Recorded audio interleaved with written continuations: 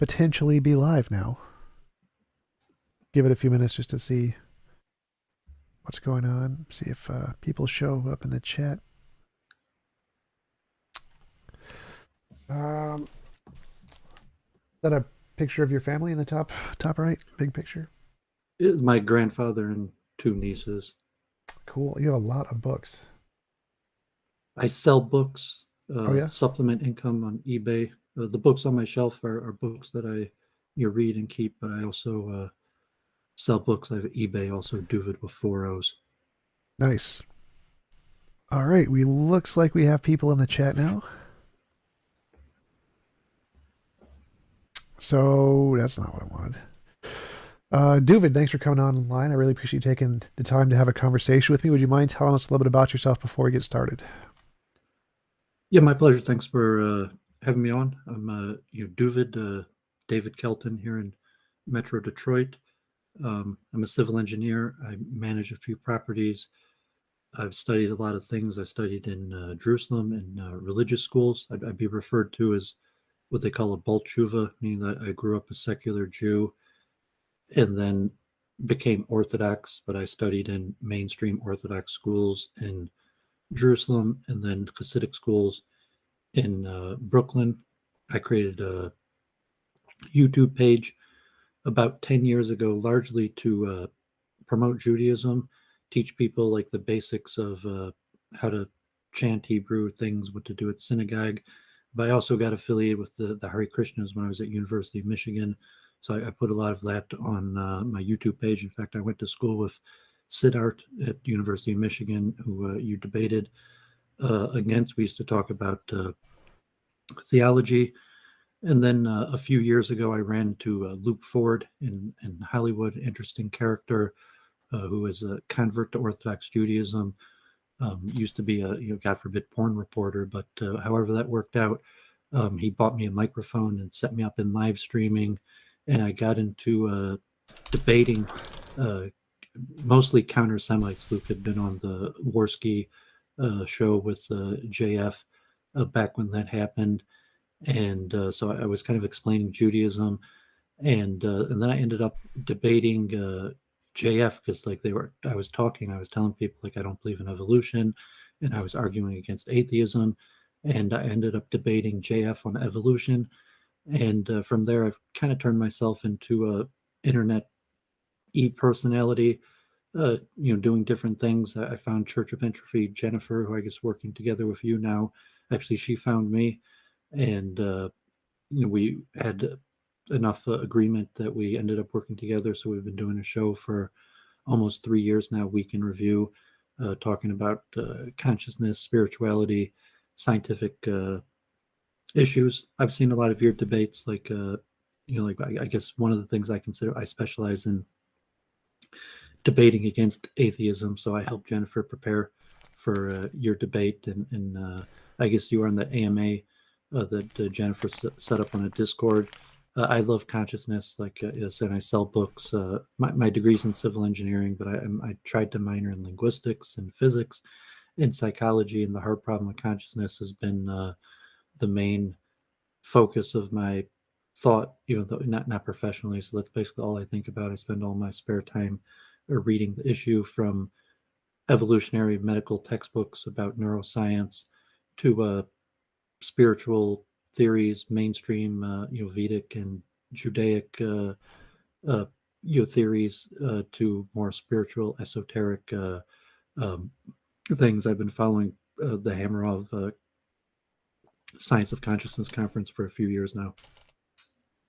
Cool. You said you debated JF on evolution. What was that debate on? What was the actual topic? Is evolution true or something? Yeah, I mean, he took the affirmative, and it was on his channel. It went over 3 hours. It's still up on BitChute. He took it down from YouTube a few years ago. God forbid the guest the following night was David Duke, and his YouTube channel didn't last, but it was pretty interesting. We went. My main focus of argument was consciousness. So the first hour was largely whether materialism could explain consciousness. And then I argued some of the mainstream talking points that anti-evolution people argued, whether life could come from life, in terms of like the initial life, whether evolution violates the rules of entropy. Um, some of the normal arguments, but I think my specialty in arguing against evolution is that evolution doesn't properly explain consciousness. Okay. And you said one of your specialties is debating atheists. I am, of course, am an atheist, so I believe that everything is best explained by naturalism without a God. Could you tell me what reasons you believe there is to believe in a God? And I'd like to hear your thoughts on my responses to those. Well, I say you're one of the bigger atheists out there. I don't know if you're like Richard Dawkins level, or if you have like JF actually has a PhD in biology, but you're definitely one of the bigger atheists out there. I've seen many of your debates. I said I prepped Jennifer for the debate with you, on Week in Review, and we even did streams on. I taught her the flowing method and various things, and I told her, actually I thought you ran about even in that debate, or but I don't think you can necessarily prove that the soul, or to like a scientific standard to have definitive answers. But I would say the explanatory power of atheism, which would probably lead into materialism. If I debated Ben Watkins, who I think you're friends with also, on 2 times whether there's evidence of the soul or whether materialism could explain consciousness. So I would say, I can't hit like a whammy that disproves atheism, but my approach is more for people to examine their own mind, introspection, and to think whether the phenomena of consciousness is more likely to arise from the physical, the brain, or from some separate spiritual realm. So that's my main form of argumentation. So why would you think that consciousness would be more likely to arise or be explained by a spiritual realm? Because to me it seems like, because we have lots and lots of evidence of the material stuff, but we seemingly have no evidence of the spiritual stuff, it's much more reasonable to say that the consciousness is a combination of the material stuff. Like if we see a footprint in the snow, it's more likely to say that's probably caused by a horse, because we have lots of evidence that horses exist somewhere on the planet. Whereas if someone said it's a unicorn, that doesn't make any sense, because there's no evidence of unicorns anywhere on the planet. So it would always be better to prioritize the horse explanation, and materialism seems to work the same way. If we have some phenomenon we can't explain, like consciousness or dark matter, dark energy, whatever, it's more plausible to say that it's a combination of the things that we've already verified to exist, rather than to say it's a added new thing that has no evidence for it, like spirituality kind of stuff. Well, I take 2 approaches to this. One would be, what to consider the default hypothesis. And I say historically, dualism, a spiritual realm, was the default hypothesis from, like a historical survey. I think almost all of the great minds till 200 years ago, almost all explained consciousness, Judaic training, the text and the understanding of the ritual, going back from the sages thousands of years ago, let alone even mainstream Western philosophers, was that the mind arose from a separate realm, and atheism, really only comes around in the last 200 years, I guess, but maybe Laplace and the meeting Napoleon and. Well, I mean, I technically I agree, but there's for the majority of human history, the flat Earth was technically the starting position too. So, but why would that make it, the fact that it was the starting position by people who were uneducated in the past, why would that be relevant to what we should start with today now that we know more? Well, so I don't necessarily think that we do know more, and then to explain the phenomenon of what we all individually experience, that the explanations of the sages, like, if you're you come from a tradition, Christian, Judaic, or even the philosophers, Greek or Western Enlightenment, that had workings of the mind, even something like Freud, that had explanations for how the mind worked, that were not based on neurology, weren't based on the brain. They were based on introspection and psychometric results, psychometric testing, and in largely sages that claim that they had some sort of revelation. And so if you look at the explanatory power of a model of consciousness, say, what is this that's going on inside of our heads? And then you look at the ancient models or the religious models, bless you, Thank you. The religious models of consciousness that they, at least, my mind, maybe other people's minds, intuitively make more sense with the phenomenon than what the science says. And I studied science. Like I wasn't good enough in math to get a degree in physics. I tried to major in physics. I took, I was pre-med. I've taken quite a bit. I read medical textbooks, even maybe an hour a day. I love that stuff. But to have an accurate measure of what does materialism say, what is the current state of theories of mind, and I was talking with Jennifer last night in Week in Review. I was saying that from my understanding, the materialist explanations actually are proposing that consciousness and mind doesn't exist. And I would say that atheism, and we could argue this if you want, whether atheism implies mechanistic determinism or your views on free will or such matters, but a materialistic explanation of consciousness, from my understanding, and obviously there's a hard problem with consciousness, and there's not really any definitive theories of consciousness on the scientific market, so to say, but that it would be mechanistic determinism, and most of the theories are actually saying that consciousness doesn't exist, that there's some sort of illusion in our mind, and like would be an automaton that would be just responding to stimulus, and this perception in our mind that maybe we have of there being a definitive separate controller or decision maker that decides is not actually how neuroscience and the materialist theoreticians. You've had some big names on your channel. I'm not sure if you're familiar with Stephen Grossberg, Boston University. His resonance theory. I just ordered his book. It's supposed to come today. But of these mainstream theories, I think that they're basically a rejection of consciousness, not an explanation of it. In the theistic sense, for sure, because the theistic sense, there's like consciousness is this thing that actually does stuff, whereas in the materialistic sense, it's more just a single phenomenon. It doesn't actually necessarily do anything. So in that sense, yeah, most of the theories think that the spiritual kind of libertarian consciousness doesn't exist, for sure. But I'm still not seeing why that would be a better theory, because again, we have lots of evidence of material stuff, lots of science. All science is based on material interactions of some kind. And we don't have anything, as far as I can tell, that indicates the spiritual realm or non-science stuff. And the things that you brought up were people in the past used to use it as the baseline, which I don't think is good evidence. They had revelation, which isn't good evidence. The religious models make more intuitive sense, which isn't good evidence. Like the Thor model made more intuitive sense to people about lightning that wasn't evidence of Thor. I don't think atheism implies determinism, just naturalism does. But even naturalism doesn't necessarily imply determinism.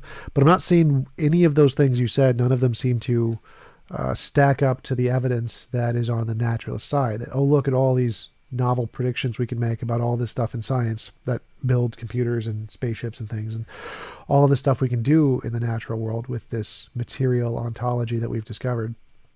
It's a pretty good basis that this is everywhere. We see it everywhere, whatever it is. But we don't see any of the spiritual stuff anywhere. And the only evidence you've presented is people in the past used to use it as a baseline. There's intuition, and that's about it. I don't see anything else. Or you mentioned psychometric testing. I don't know what that is. Just the output of the mind. I was saying the mind, I was saying yesterday, if you look from I was saying the scientific default position is mechanistic determinism. And you could be an atheist or a materialist that doesn't believe in mechanistic determinism, but say if that's the default position, and I would say the default position is that the mind and consciousness doesn't actually exist, at least from the materialistic perspective, but we have psychometric output. Like, you could play a game of chess, we could talk math problems, you could do memory tests, the science of expertise, that whether we have a mind or consciousness or the origin of it doesn't change the fact that there's measurable output of the mind, called psychometric data, going back to like the behavioralists 100 plus years ago. And I would push back and say that science does not, there is really no evidence of a theory of mind from the materialism. There's what we call the neural correlates of consciousness that demonstrate that there's activity in the brain that corresponds to thought. There's lesion studies. I showed last week, I read the book of the scientific studies of Wiesel and Hubel, who, God forbid, would probably wouldn't be allowed anymore. They did these experimental tests on cats and monkeys where they, had testing their data and stuck sensors on their brain. Like, God forbid, they probably opened up their head and stuck sensors on like the brains of cats while they tested them. But that's really all we have is these neural correlates of consciousness, and there is no working theory of mind consciousness on the market in terms of like the heart. Ergo JF mentioned, we have a complete model of how the heart pumps oxygens. You could create a computer simulates that would completely model how the heart works. There is no such thing for how the brain produces mind. And I would say that the evidence of the neural correlates of consciousness would work just as well with a dualistic theory as the brain as a receiver from a spiritual realm. They say the brain isn't producing consciousness, the brain is receiving consciousness from some sort of separate realm. And that's why parts of the brain light up, or when there's lesions in parts of the brain, that it has a defect in certain amounts of ability. But I would say that there's absolutely zero evidence or in terms of an actual theory of how the brain produces consciousness. And you look at computers and just assume that like computer circuitry could produce, so to say, intelligence of some sort, that people hypothesize that maybe the brain through these electrical circuits work in a similar way to a computer, although there's factually basically zero evidence of that. So from my perspective, that just sounds like an argument from ignorance. It's like, oh, look, science hasn't made a theory to explain this unknown phenomenon, therefore my hypothesis is true. Like for the idealist and dualist perspective seems to be equally as nothing. There's no theory or explanation of consciousness there either. They just say, oh, it's a thing that exists that we can't explain yet. But it seems like they've been working on it. They've been working on it for over 100 years. Scientists have been, thinking they were going to solve this, going back, well over 100 years, and currently there is zero theory that is testable for how the brain produces consciousness. The only thing that they have is like, oh, if there's a lesion or an injury, or that lights, that and something light up when people think something like that. But that's not a theory of consciousness, and it's saying that it's been 100 years people have been working on this. Stephen Grossberg now, like, he first started writing his books in the 80s. I don't know why the number of years matters. Well, I said that it's not like, I would say that if you looked at it, they say the brain, they're not going to figure out how the brain produces consciousness. It's not there. They've been looking for a long time. And that's my take on it. You agree from your research that there is no current reasonable scientific theory of how the brain produces consciousness. There's sure. No, but that's still like an argument from ignorance. Even if we worked on it for 10 million years, the fact that the scientific route didn't discover anything isn't evidence against it. It's just evidence that we don't know what it is yet. Because the same thing's true under the idealists. The idealists have been trying to explain consciousness for thousands of years, and they've made no progress either. So we would still need some new methodology that actually counts as evidence to indicate one way or the other. And right now, all that you're presenting is that science hasn't discovered anything yet. I mean, sure, but neither have you. So that doesn't. Well, it's my bias because I studied a tradition that has an alternative explanation. So I was saying that I'm going to go with the so to say the explanation of my religion, that consciousness arises from some sort of separate spiritual realm, and the essential I is not my body and survives death. Sure, but what's the difference here? So that may not be scientific, but okay, my bias in rejecting evolution or that consciousness arises from the brain is because it contradicts my belief tradition, and so I'll admit that bias. Well, sure, but you mentioned like the reason that materialism isn't supported is because there's no working model or working theory, but there's also no working model under dualism or idealism too. All of the work that's been put into science to try to discover it and hasn't come up with anything also hasn't worked for the dualists or the idealists either. So the same criticisms you're bringing against the scientific model seem to also apply to your model. You just like it better. So I'm not, because again, I'm still seeing the fact that if we look at all the past evidence we have in the world, we know material stuff exists. We don't have evidence of spiritual stuff. So it's always going to be better to say that any new undiscovered thing, even if we don't have any model for it whatsoever, no matter how long we've been working on it, is going to be a combination of the known things rather than a completely unknown thing that we have no evidence for. So I don't see the criticisms you brought up against materialism as being relevant because they also apply to your own model. Like, we would need some kind of positive evidence of your model, not just saying that, well, neither side has a working model. Well, I say I have a somewhat working model. If I just said the classical understanding of the sages of Judaism, and so it's like, okay, I'm a practicing Jew. I do, years of my life I spent more than 2 hours a day praying and chanting, and I do rituals, and I have the text of the sages that explain how this stuff operates, and the explanation is largely dualistic in the sense that there's some sort of cause effect relationship, if you want to use the word karma, and that karma is manifested uh, through the spiritual realm, not the material realm.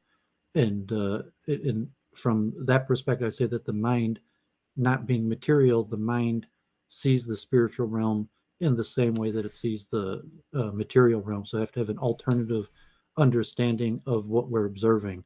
So saying that from the materials perspective, there's only one world and one thing to observe, and the alternative model, which I'll call the default type, like as so to say an Orthodox Jew, for me that's my default hypothesis, is that there's two concurrent realms, a spiritual and physical realm, and certain things that we observe don't exist in the material realm, exist in the spiritual realm. And say, like, can we prove that? It's largely from introspection or evidential to a given person of what explains the phenomenon better, what has better explanatory power to have two separate realms, and then to differentiate what is in the realm of the material and what is in the realm of the spiritual. Well, so how do you show, because you said this is a somewhat working model. Why would this count as a somewhat working model more so than the naturalist ones? And you said it explains the phenomenon better. How does it explain the phenomenon better? Because it seems to me like you've just made up an idea. You say, I like this idea, and the fact that I like it better is what makes it more working or explains the phenomenon better. It's simply just you like it, and that seems to be the only criterial difference between the two models. I don't see, like, what else can you use to substantiate the claim that one is a better working model or has better explanatory power or whatever? Well, I don't claim to have made up anything in saying that. I would argue basically the standard Judeo-mystical, Kabbalistic, Hasidic conception of mind. Like I could list, I the Talmud behind me. I studied in Hebrew schools for years. I could list, probably, a bunch of rabbis or sages that majority of people never heard of. There Well, might right, be right. Just to clarify, I don't mean people who disagree that I'm not correctly giving over right. the Just Judaic to clarify, conception of I didn't mind. mean you literally. I didn't mean like you literally made up all these ideas. I meant that when we're differentiating theories, we want to know, is it imaginary, something somebody just made up in their head, and this would apply to anybody. So when I say you here, it just means any human being just made this up in their head, kind of a thing. So the question is, how do you differentiate this made up idea in somebody's head as working better or having more explanatory power or explains the phenomenon better than the scientific ones? Now, everything is all made up. They all start in somebody's head. But it seems like the science ones are better because all of the parts of that have been demonstrated to exist outside of people's heads, whereas none of the parts of the spiritual thingy have been demonstrated to exist outside of people's heads. Therefore, it seems like this model that you've presented is just something somebody made up in their head, but you're claiming that this model is a better working model. I want to know, how is this a better working model? What is the criteria that we establish this is a better working model than the materialist one? Explanatory power. I argue with majority non-Jews, people not familiar with the Hebrew sages. I'm a big fan of the Greeks and Aristotle and Plato. In fact, Maimonides, the famous scholar who was influential in Thomas Aquinas, was a big fan of Aristotle, claiming that Aristotle reached the highest level a man could reach under prophecy. But in terms of our discussion, I would base it purely on explanatory power, that we both observe certain phenomenon and could agree that this is the phenomenon we're witnessing, and then to give some sort of model that explains the phenomenon, and say that some sort of dualistic model where it's like, no, it's not coming from our head. This conversation that we're having right now, the thoughts that me or you are thinking, or even the controller of ourself, does not derive from our head. It derives from a separate realm, call it the spiritual realm, and it has nothing to do with our head. That the interaction of the spiritual and material realm might happen in our brain, but in terms of our discussing it and providing evidence, we would have to look at the explanatory power of the conflicting hypothesis. And how does what's the difference between explanatory power in the dualistic model and the materialist one? Because I'm not, how does one have more explanatory power here than another? I'm not understanding. So for Ben Watkins, I went through a few different things. We even talked about the science of laughter, and I'm not sure if you've studied laughter much. You actually seem more my personality type, that hardly ever laughs, not much of a sense of humor, but you're trying to explain the phenomenon of laughter, and it's actually very difficult. There's much dispute among scientists, neuroscientists, about the origins of laughter. And Aristotle historically says that laughter arises from the soul, and that a child doesn't laugh until his soul enters the body. But even that, say laughter is triggered by thought, and that what's the nature of something that you could say something intellectual, something that doesn't involve, so to say, the material realm, but of something intellectual, but that would trigger some sort of physical reaction. And if you haven't done the research into laughter, or could think of what models right now explain how the mechanism of laughter works, but there's one interesting phenomenon. Usually I like to argue karma, and if someone like Ben Watkins or JF, or JF is a nihilist, or Ben Watkins, I guess, is like a neo-Hegelian, but it's saying that karma factually doesn't exist, that there is no arc of justice. I'm getting lost a bit. So you're saying that one has more explanatory power. Why? It seems like you intuitively feel it's better, but that seems to be the only criterion that establishes which has more explanatory power. Like, what is your definition of explanatory power? How do we establish one theory has more explanatory power than another? What is the criterion of establishing explanatory power of two different theories? Well, logic, reason, predictive power. To talk purely like we'll call scientific, of just logic, reason for understanding, is this a reasonable algorithmic mechanism of the phenomenon, or is it have predictive power for predicting how things are going to work? And if you say that the model is saying that the controller, that like me, doooovid, or you, TJump, is not our body, that even though you think that you're your body, from my model, I'm saying like, no, you are not your body. The controller of your body that's producing these thoughts, and using your body to make the sound waves or whatever, is not actually coming from your body. And I would be a pure dualist and say not only the controller of the body is non-material, but that also the thought itself is non-material. That even if you think 1 + 1 = 2, or the conversation, the ideas we're thinking right now, I would also hypothesize that that's not occurring in our brain or on the material realm.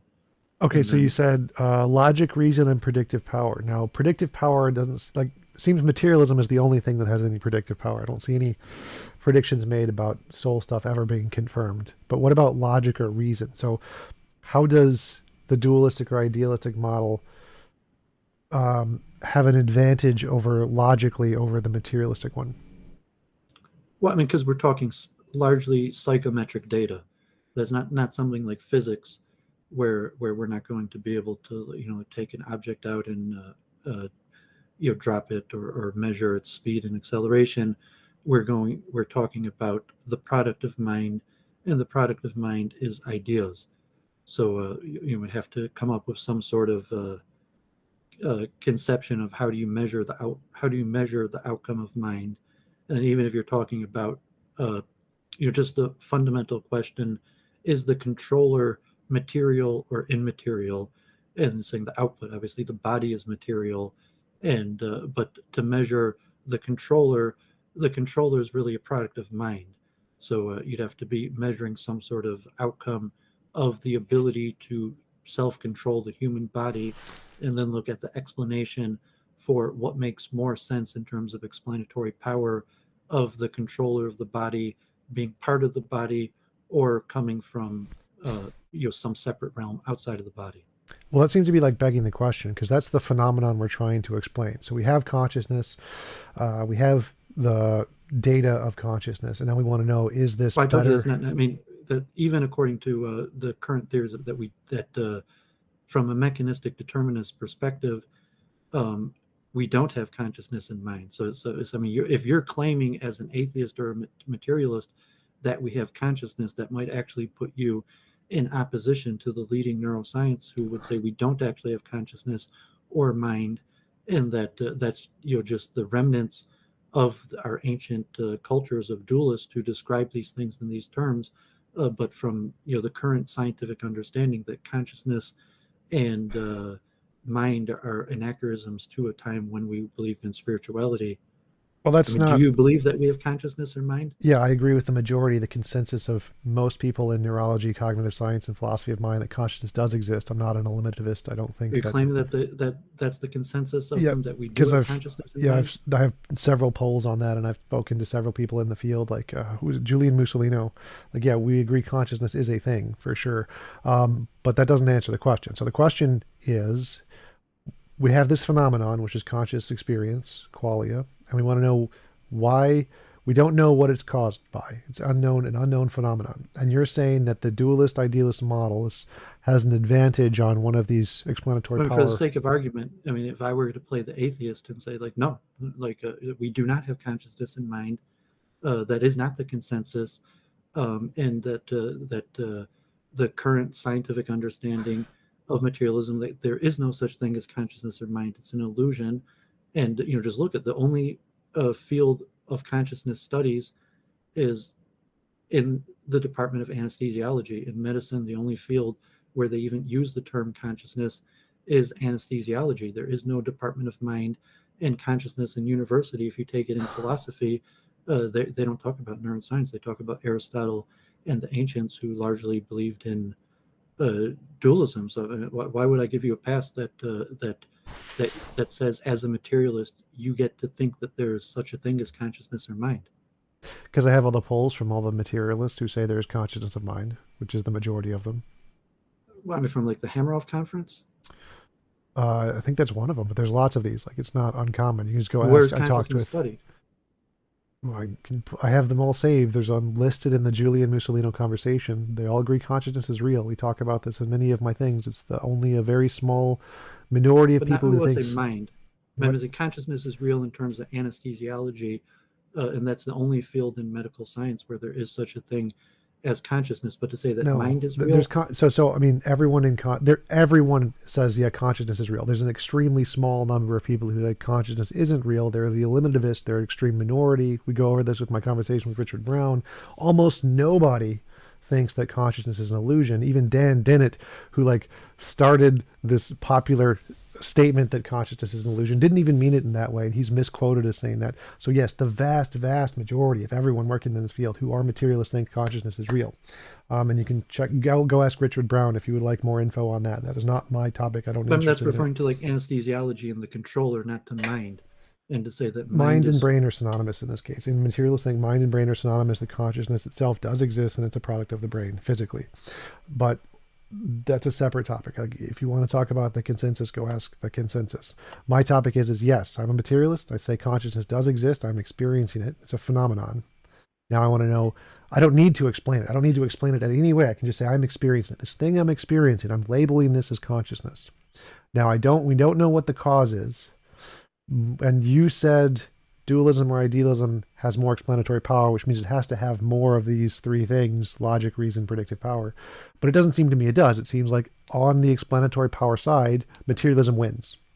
It's logically better. It has definitively more predictive power, and it's significantly more reasonable. I would say that it's more logical because we have lots of evidence materialist stuff exists. And if you want to explain a phenomenon using combinations of things that we know exist is always better than adding in new things we don't have any evidence of.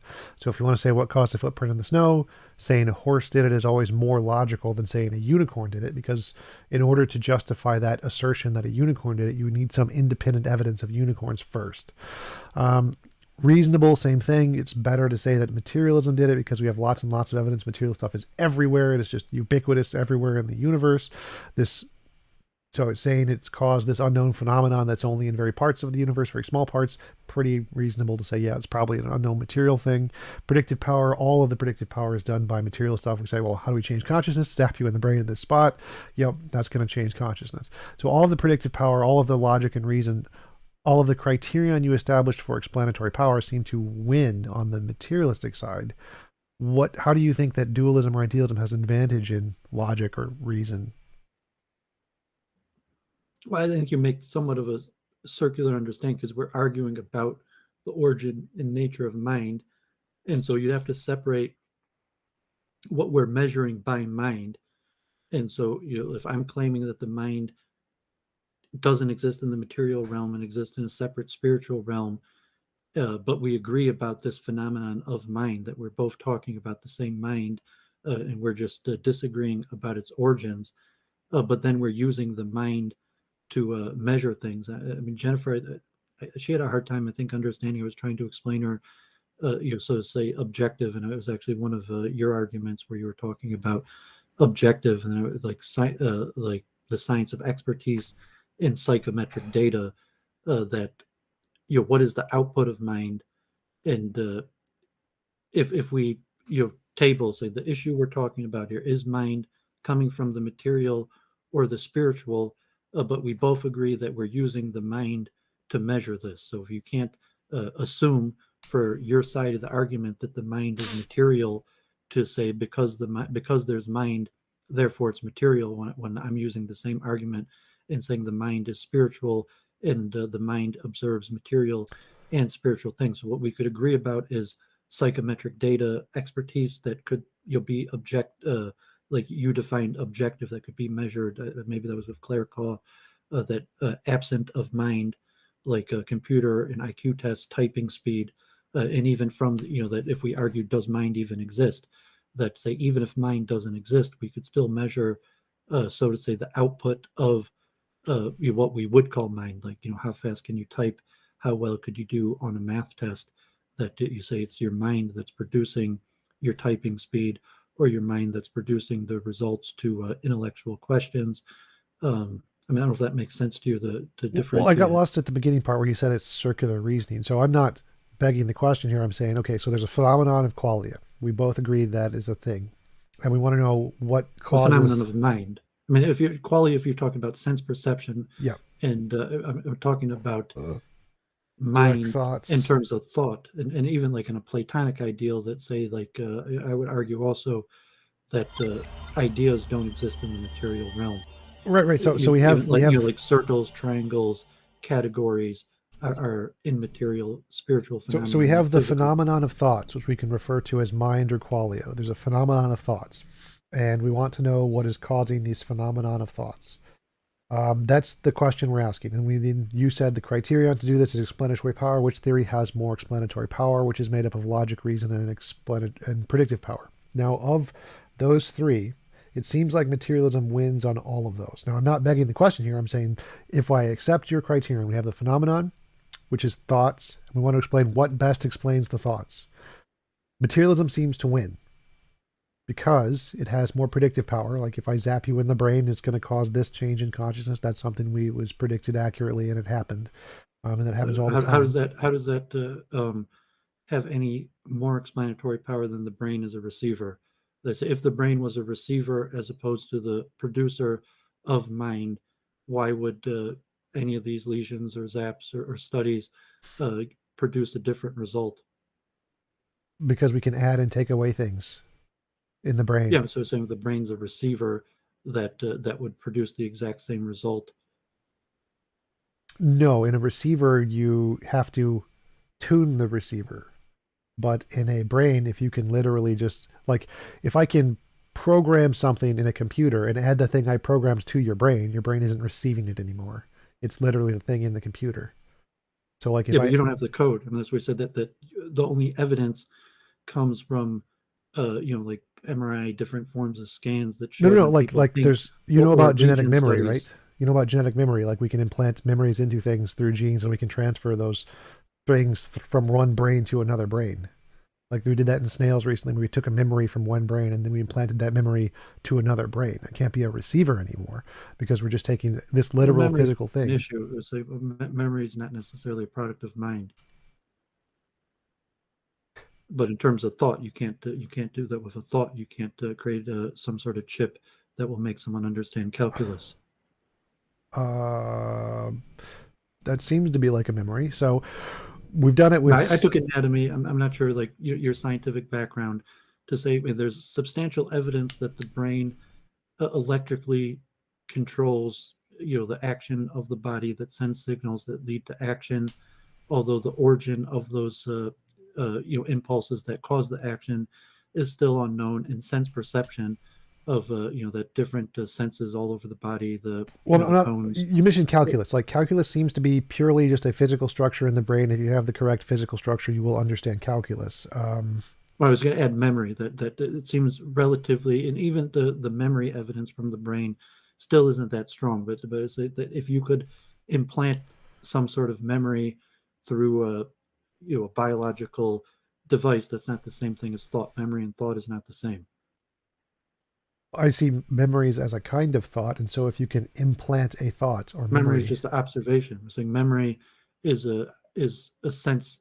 Memory is not thought. Memory is sense perception. Okay, That so like let's that put it if I this way. never saw you before, and then someone implanted in my brain, like a memory of you, and then I think that I've seen you before because that's there.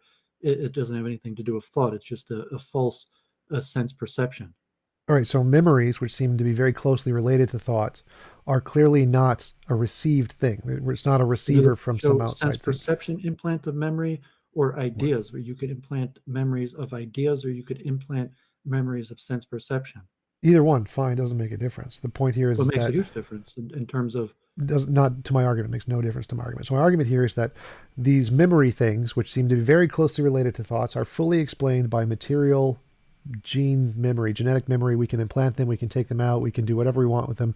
This seems to be very, very closely related to thoughts, the thought thingies we're I have to look talking at this about. data. I'm saying I mean, you're talking about memory, and if you're talking about the memory of sense perception versus memory of an idea.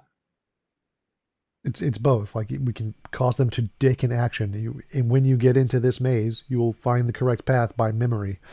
I think they're the same thing. So whether or not you accept that or not is irrelevant here. The point here is Well, I have to see that the study, and if you're referring that's to fine. something that's actually That's been fine. done.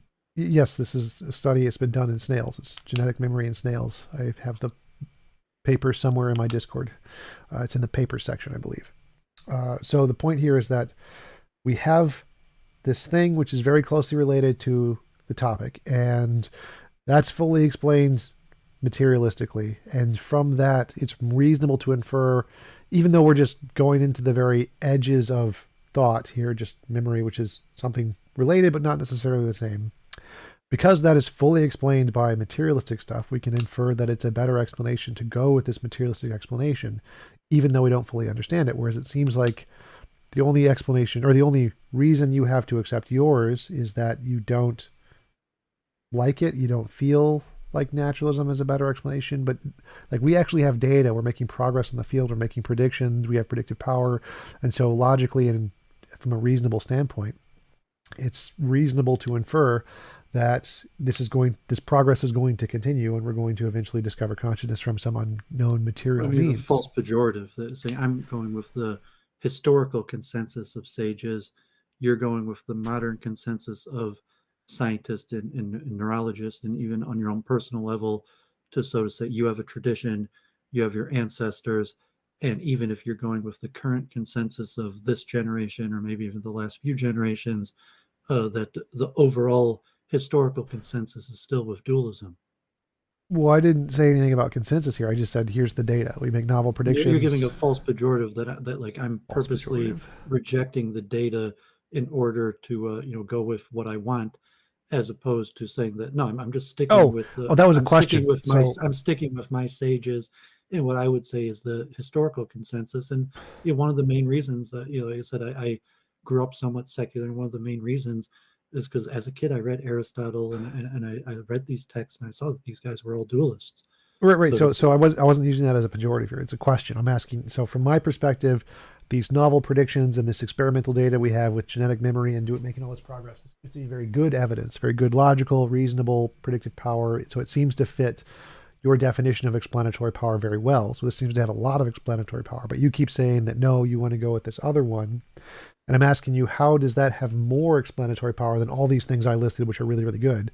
And then I you don't think brought they're up, that good. I was saying, like, you're talking about one study of implanted memories in snails related to possibly location memory, or that so even if I was going to concede to you that memory of location exists as a physical feature of the brain, that's not the point that I'm making. That is saying that when I say mind and consciousness, I specifically said the controller and thought.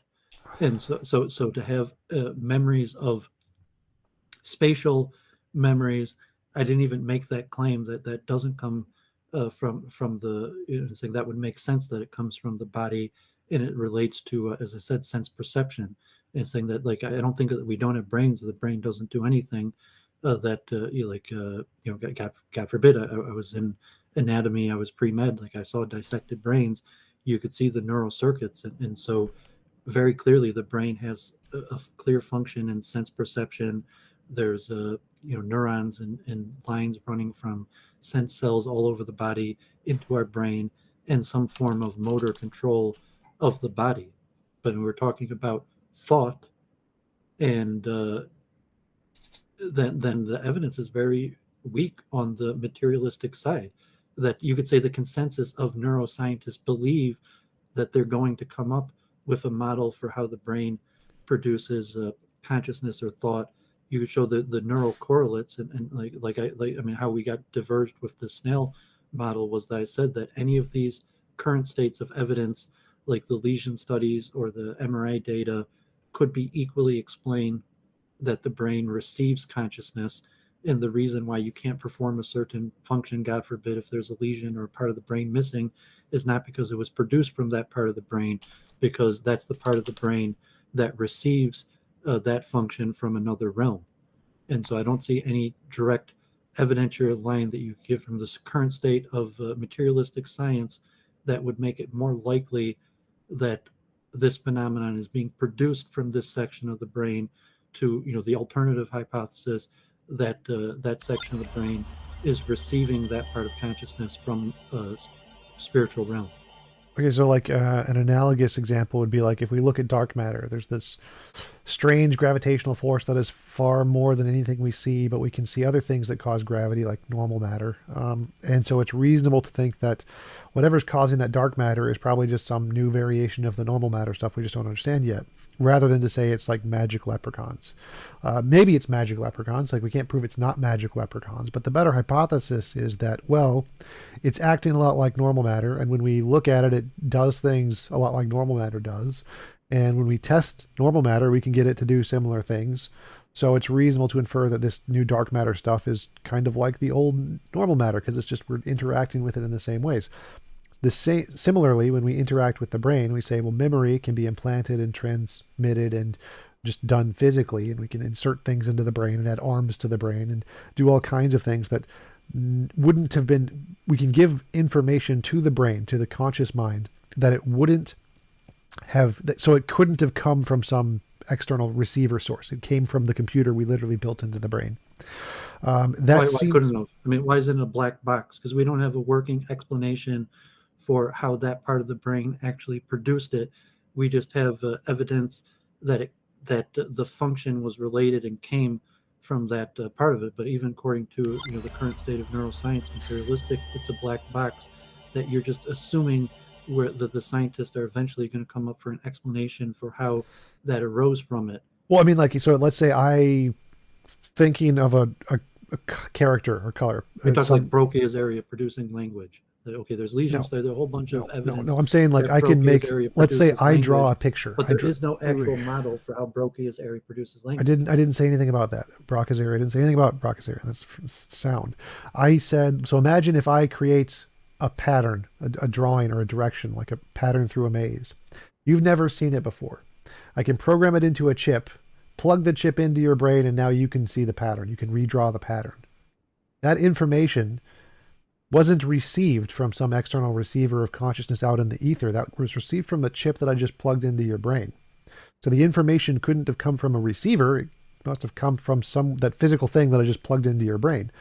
So if we can transmit memories and information directly through physical means from one brain to another brain, that's evidence that that information wasn't received from an external source. It was received from the computer chip, which would give us a good reason to think that whatever is doing the memory thing there and his connection to the thoughts is connected to the physical. So it seems like even with, you mentioned there's just one paper, that's fine. We have one paper. So we now have one very good paper.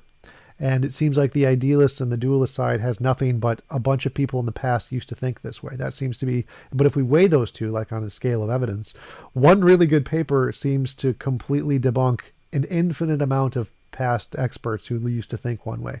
That's kind of what Einstein did. So the fact that the evidence you presented was that lots of people in the past used to think this way doesn't seem to hold up to the modern evidence of a single paper that I presented that kind of refutes that. Paper proved, I mean, I didn't even look at it, but just from what you're saying, I don't think it has any direct connection to what I'm saying, because the brain is obviously related to vision and sense and implant. So if you're saying that the eyes look into the world and see some sort of physical form, and that physical form is wired into the brain in the form of a memory, I'm rejecting that that's thought.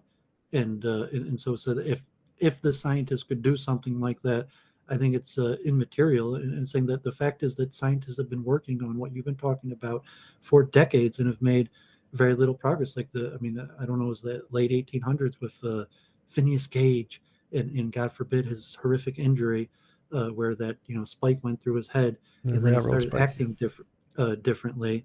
To like Broca or something like that. So we've seen these correlates that like we've had ideas of I forget how many decades ago Broca it was that thinking that this part of the brain is related to language processing, to actually having a model for how does that actually produce language. And as of now, there's nothing. There's absolutely nothing for how that part of the brain could actually produce language. It's all Phineas Gage type stuff. When something happens bad to it, the effect isn't there, or that when someone thinks certain things, that area lightens up. There's no actual theory. Well, again, I'm not seeing how that's evidence of your model. So the other guys haven't. I'm saying you're the one who does it. You don't have a model. You just have. So let me phrase it. I think that memory is the same as thought. Memory is fully explained by physical stuff. Therefore, it's reasonable to think thought is explained by physical stuff. So I think they're directly connected. And from my perspective, when you're segregating, is that a hypothesis? I mean, it's just a hypothesis you made on the spot, or are you saying that's? I mean, I know there are certain hypotheses of materials that say everything is basically memory. Well, no. So I consider memory to be a part of the phenomenon of quality. I think having memories. I already included that into the phenomenon of quality. Memory is basically the only phenomenon we actually observe in terms of something related to thought, like sense perception. But memory is basically the only material phenomenon that can actually be observed.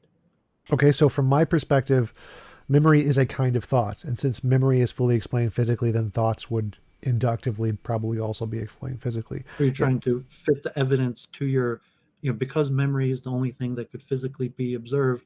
So you're trying to fit the evidence to the data to your theory in saying that everything arises from memory. No, I'm not saying everything arises from memory. I'm saying that memory is a kind of thought. It's like all roses are flowers, but not all flowers are roses. So memory is a kind of thought experience. And this kind of thought experience can be controlled physically. You can gain experience from this physical interaction. So from my perspective, it's reasonable to infer that other flowers, more of the thought stuff, is also going to be explained physically, not necessarily yet. But this progress we've made is infinitely more than the idealists or dualists have made. And when you say that the memory part isn't a part of what you call thoughts or mind stuff, it just seems to me like you're moving the goalposts, kind of like a God of the gaps kind of a thing, where someone says, oh, God explains lightning, and then we explain lightning as no, it's just electromagnetic interactions in clouds from friction. Like, oh, no, it wasn't. That's not God. God does something else because there's a new gap. It seems to me that you're doing the same thing of saying that, oh, no, memory, that's not a real consciousness thing. It's the other stuff that we haven't explained yet, where it's, because to me it just seems like, yeah, memory is clearly one of those thought thingies, and so the fact that we can explain it physically is good evidence that we are making lots of progress in this field, and that it is indicative that material stuff is the better hypothesis here, because it's the only one making progress in this field.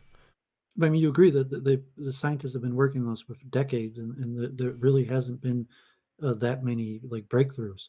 Sure, but I don't see why that's relevant. Like the number of years doesn't, like, even if it was working on it for 10 million years and nobody found anything, that still wouldn't be evidence of your model. Well, I'm saying, as I give the example of the heart, we could make a complete mathematical model, computer model of how the heart functions, of everything it does, put into differential equations, and basically an exact model of how the heart operates. Okay. There is no such thing for the brain that would produce thought.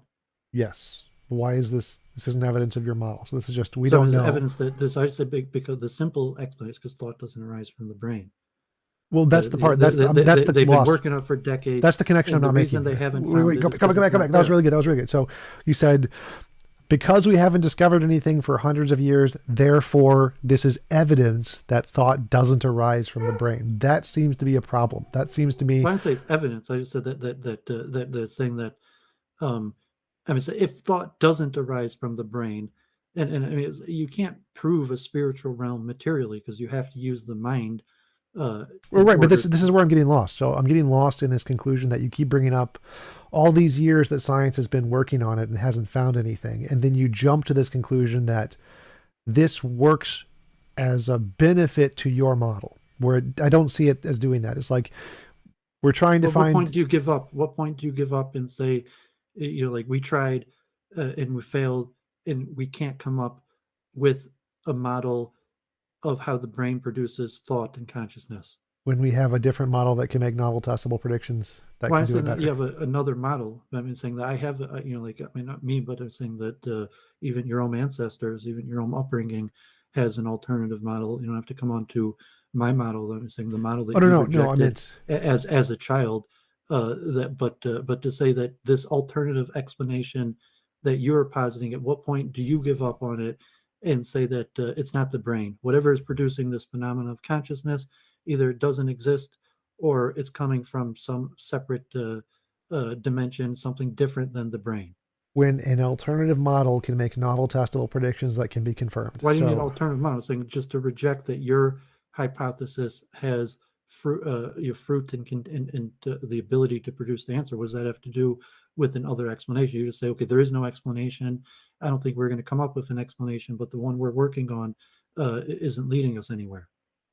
Well, I think it is leading us somewhere. That's why I mentioned the papers. But if you want to say, like, anybody can pick whatever pet hypothesis. A snail, saying 50 years and you got like implanted memory in a snail.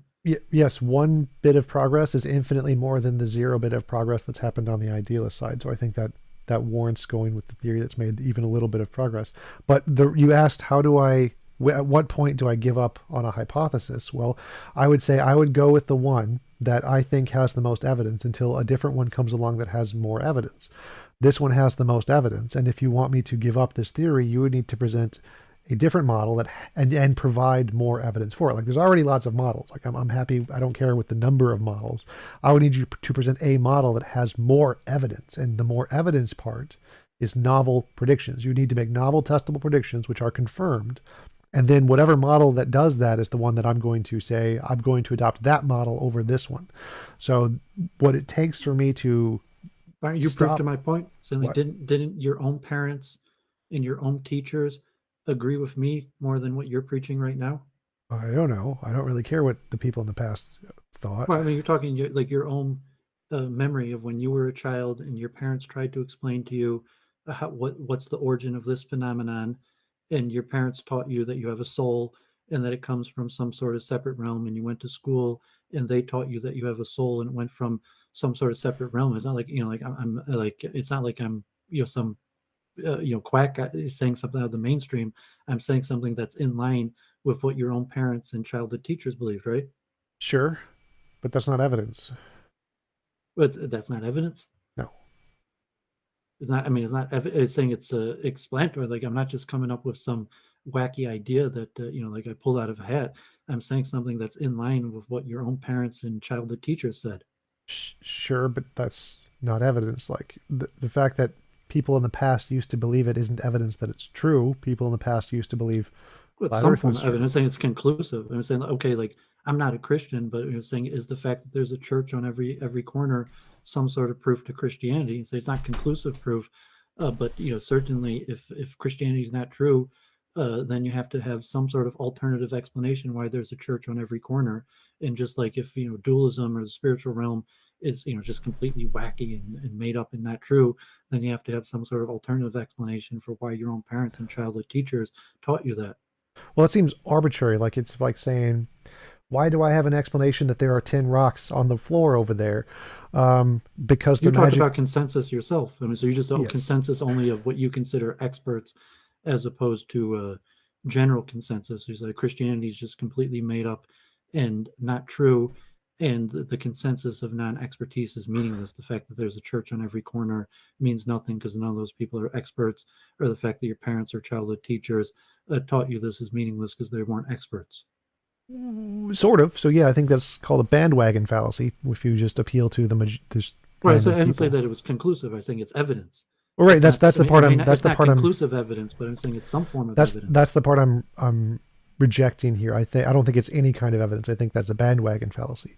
I think that simply appealing to a lot of random people who don't know much about the topic isn't actually evidence. So, how would you go about showing that the fact that there's a lot of churches, or the fact that my parents told me something, why would that count as evidence at all? Because to me, it doesn't seem like it does.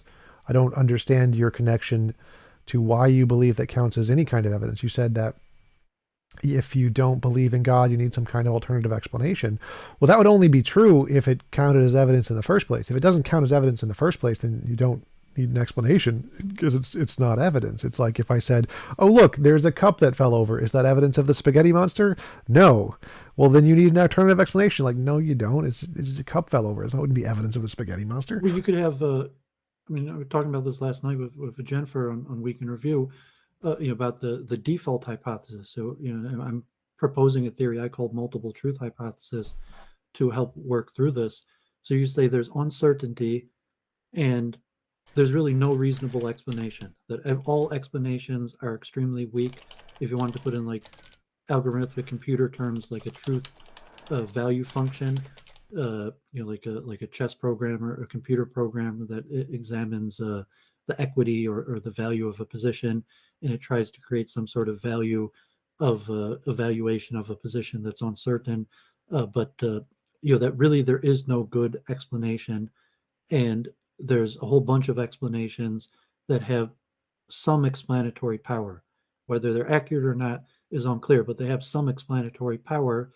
And then, like, if you're going to like Kuhn structure of scientific revolutions, that you're going to have a default hypothesis. So just say, what do you set as the default hypothesis? So you are setting, I don't know, Materialism. your materialism as the default hypothesis, and you say, well, but wouldn't maybe what your parents taught you, the first thing you heard, but saying what nature is there to the criteria for what the default hypothesis is, and from my standards, that I said, well, the default hypothesis is dualism, and here's this guy, he might be educated, read a bunch of studies, or quoting scientists, but his own parents disagree with him.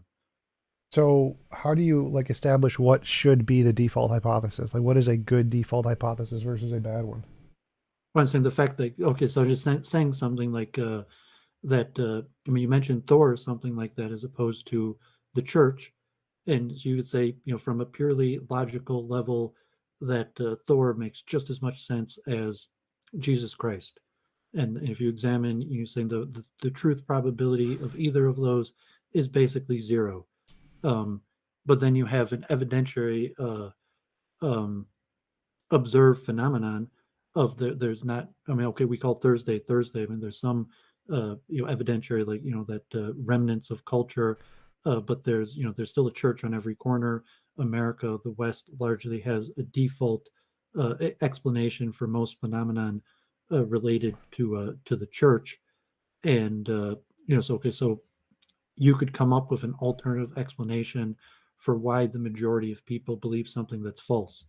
But there's some thing to say, like just consensus majority, that the majority of people believe this. So I'm going to call it the default hypothesis. And you talk about expertise.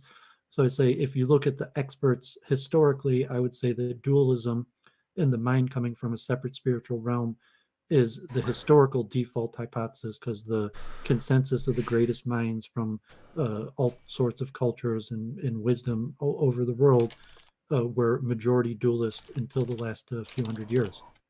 Okay, so your criterion for establishing the default hypothesis is that most people believe it and experts in the past Consensus believe it. of historical experts. No, I'd use those as two different things. So consensus of experts would be the second thing, and that most people today, they said churches on every corner kind of a thing.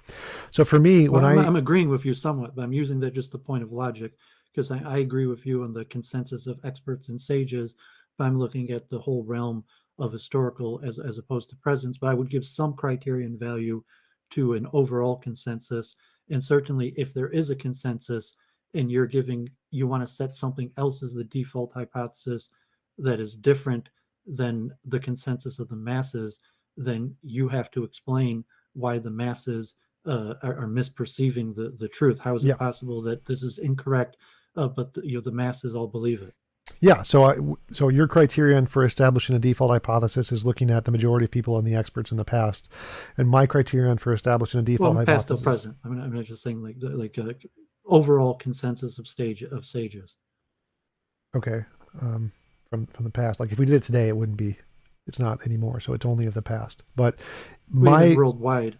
Say even say that you may not be correct. If you say oh yeah, if you like if talk you to university include professors or what we call sages, saying you can include the rabbis, the priests, the imams, the acharyas, or sure how we're going to include. And I say third even world globally countries, today, that I think the probably dualism is still probably the consensus. sure if we include third world countries and yeah, When you but have to look at a pejorative or something, I or want say to I want to population. so those are your criterion for the default hypothesis. My criterion for the default hypothesis is the one that makes the most novel predictions. I don't care about how many people believe it. Makes no difference to me. The number of people makes 0% impact. The number of experts in the past makes 0% impact. Neither of those are good criterion from my perspective of what qualifies as what we should consider the default hypothesis. The default hypothesis should be the one that is built upon things that have been successfully able to make novel predictions in the past. So if it's able to make novel predictions, confirmed testable predictions, scientific papers, build airplanes and stuff, that's going to be the default hypothesis. So the default hypothesis is going to be the one that's built and successfully produced the most successful predictions, and that seems to be materialism. So my default You're talking about hypothesis, predictions in like the scientific method, yep, like now measuring the acceleration of a ball, or if you're going to talk lifestyle and the associated philosophy either and lifestyle that goes along with a belief, and so lifestyle. you reject that as evidence. Well, You want no, you like want I lifestyle predictions still count as predictions. So like if you can predict if I believe in a God, he'll make me $1 million and you make $1 million. That's a prediction too. I'd Well, say I'm saying that anything. your childhood friends that still believe what you were taught as a child went on to have happier lives, more likely to be married and have children, and the people that rejected it and moved on to atheism are more likely to be, older and single and depressed or something like that, or Well, that would be false in most non-religious countries. So that's true in a super like a religious trust the country. plan type thing. You didn't trust the plan. Trust How the well plan did that work out for you? pretty well. But the But in terms of the basic, I mean, I'm not, harping on you and saying I'm also an older bachelor, but presumably when you were in school, like the one that that really even JF admitted that religion tends to produce more happier lifestyle for creating a family and raising children. sure, and but only in super religious countries. Like you mentioned, you predicted But that. even here in America, Yeah, like America's a super religious country, but like in countries that are majority non-religious, people who grow up with familyhood friends who don't adopt religion are more likely to be happy because their culture and their society is mostly non-religious people. So the explanation of that phenomenon is you're talking like that the UN happiness index of Northern European countries, but they're less likely to produce normal marriages and families and children, have low birth rates. yeah, but none of that matters. Those are all options people have. Those don't like determine the better truthiness of a society. So if people Well, the want to have basic function kids, of a man, even according to evolution, is to reproduce. And so naturalistic. this, if you're saying you're in line with the truth evolution, but you failed at the basic function of a man, or in countries like the Northern European, if they have happier high happiness index, that they failed at the basic function of being human, even according to evolution, That's an as appeal where to religious nature. people that believe in false beliefs are more successful at fulfilling this most basic human function. Well, it's an appeal to nature fallacy. So evolution doesn't give purpose. Evolution is just a thing that happens. So whether or not people choose to have We marriage or disagree with kids, J.F. Dawkins. The purpose is reproduction. yeah, it doesn't That if know it. there is a purpose, and if there is a JF purpose, it's JF I disagree with. JF thinks there is actually a purpose. He thinks in the replication. but I Dawkins thought that does was not. Dawkins' Dawkins belief. does not believe in a purpose. He uses it in an allegorical sense.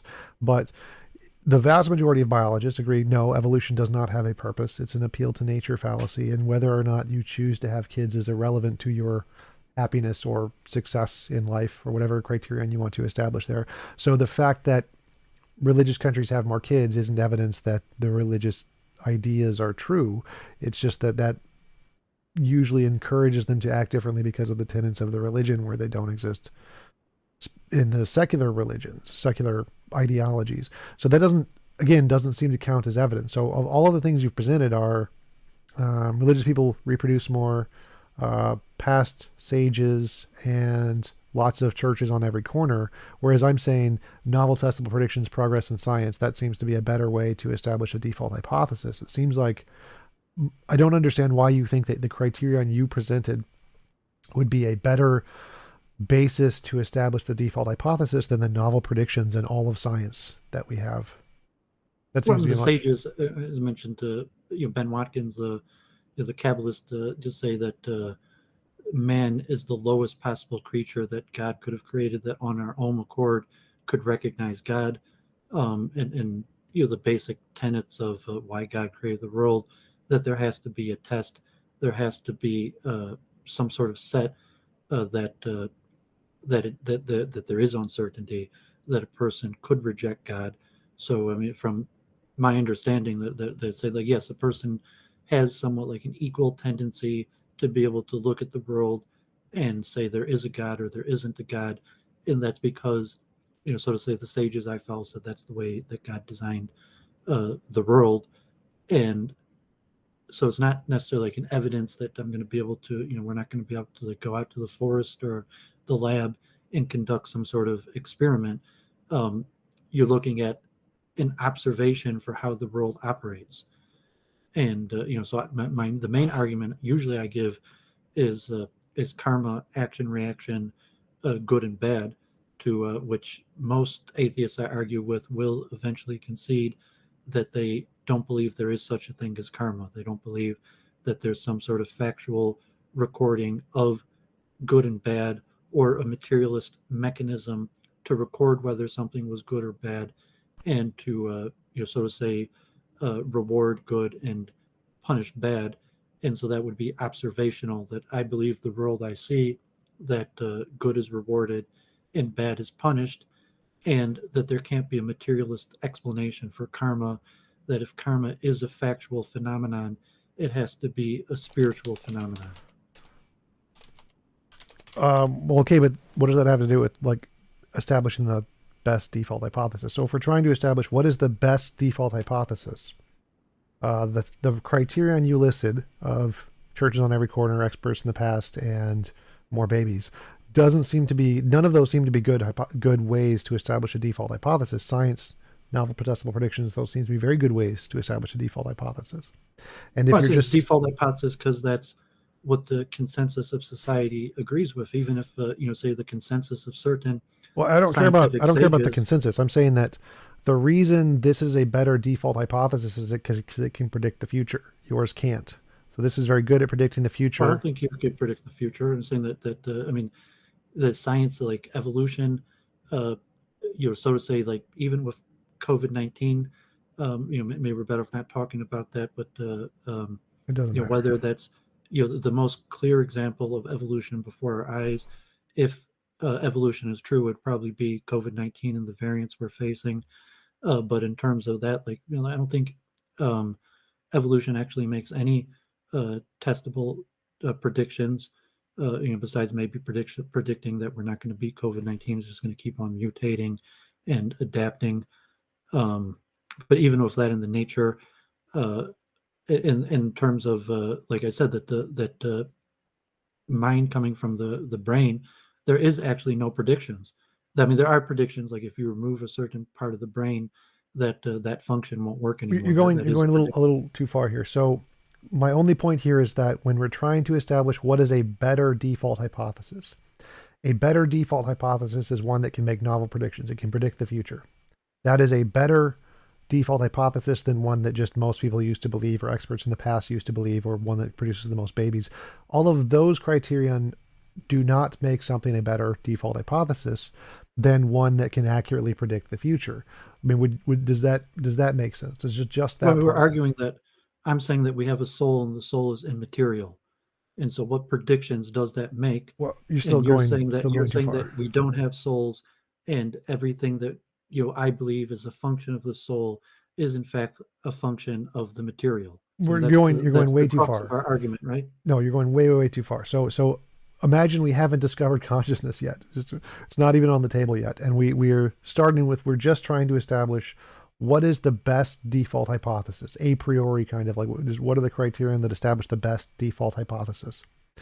From my position, the ability to predict the future and make novel predictions makes something a far better default hypothesis than one that most people believe, or experts in the past believe, or makes a lot of babies.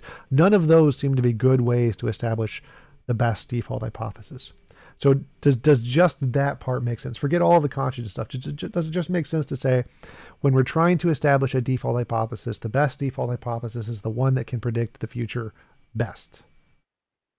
What you're saying doesn't explain. I mean, should also explain the past and the present too, right?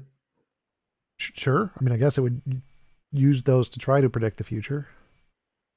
I mean, evolution, so to say, isn't necessarily predicting. This has nothing to do about evolution. This is not about evolution. Explaining the past. This is not about evolution. So we're just saying, remember, the predictive power is made up of these things. We want to start with a default hypothesis. I'm just going through your criterion of your epistemology just on what is the best default hypothesis. Is a better default hypothesis one that can accurately predict the future, or one that the most people and most experts in the past believe? Like, which of those is the better default hypothesis? Well, I mean, if you say individually that, do me as an individual get to set the default hypothesis, but presumably the default hypothesis set for us, and, like we were born, there was already a default hypothesis. We might not agree with it, and that's because of the past. Yeah, yeah. So I'm So asking you, like, if we get to establish the default hypothesis, like you and me are two gods and creating the universe, and we're trying to establish what is the best default hypothesis for every people to have. Is it going to be one that most people believed in the past, or is it going to be one that can accurately predict the future? well, I recognize my humility, like I'm a speck of nothing. Like, no, I don't think that I'm going to be able to figure these things out. And so it's standing on the shoulders of giants, looking at the past. I'm not even sure that I have a single unique idea. So I mean, you think that you're going to come up with? I mean, do you have a single unique discovery idea that? Yes. I mean, you've published something and it's been vetted that no one else thought or wrote this before. My objective morality. Yeah. But so it seems like most people are able to establish of these criteria, and the future prediction thinking is better. Like if we're two people living on the Serengeti or whatever, and we're gonna say, I'm gonna use the model that can predict the future, which is science, to hunt, and you're gonna use the model that most people in the past used to hunt or whatever. You use a spear, I use a gun. I'm going to win. So the scientific model that can accurately predict the future and make these future discoveries seems to be better than just trusting the people of the past, right? Science, the predicting future, making discoveries, new technology stuff seems to be pretty good, far better than just trusting past people, right? Yeah, but you're somewhat making a circular argument because what's the origin of you? What's the origin of your mind? So you're just accepting there is a me and there is my mind, and my mind figured this out, as opposed to saying like, well, how did you come into to arise, and what's the origin of the power of your mind? Well, we haven't even gotten there yet. So this is just what is the better default Well, I was saying hypothesis? that I'm not sure that whether you're in terms of physical laws, like physics or something like that, maybe that would say that, but I would say also even physics in terms of that I'm not sure if there's a greater emphasis towards predicting the future as to explaining the past, and they might go hand in hand. Uh, so I'm not sure. I mean, if you're going to put it there that you don't think the explanation of the past is nearly as important or important at all Well, compared to the prediction of the future. I'm fine with like I think I definitely prioritize predicting the future, but my comparison here wasn't explaining the past. It was just the fact that most people in the past believed it isn't explaining the past. It's just most people in the past believed it. So the ability to predict the future is definitively better than just lots of people in the past believed this. Um, if I'm not saying lots of the past believed it, but saying to explain the past, to explain the and saying past. that there is a phenomenon that you came into existence through your parents, and your parents believe something, and so you're saying that that means nothing. Like, I'm an independent mind. So are you assuming things that aren't accurate? That you're just an independent mind, came into existence, and what your parents believe means absolutely nothing.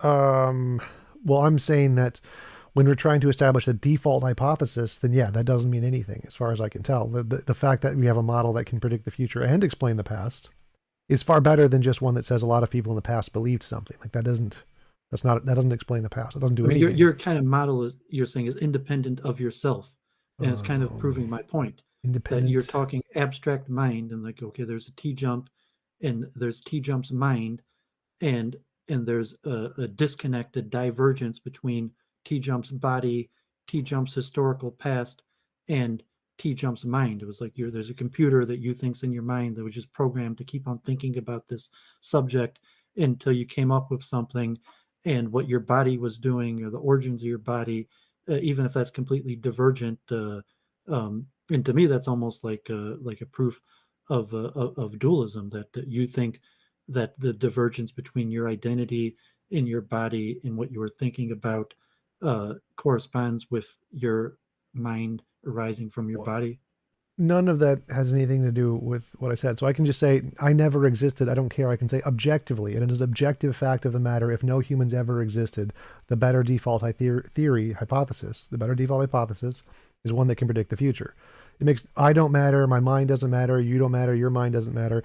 It is objectively, factually the case. God himself would say this is the case. The better rational person would go with the default hypothesis that the ability to predict the future is going to be better than a default hypothesis that most people in the past believed.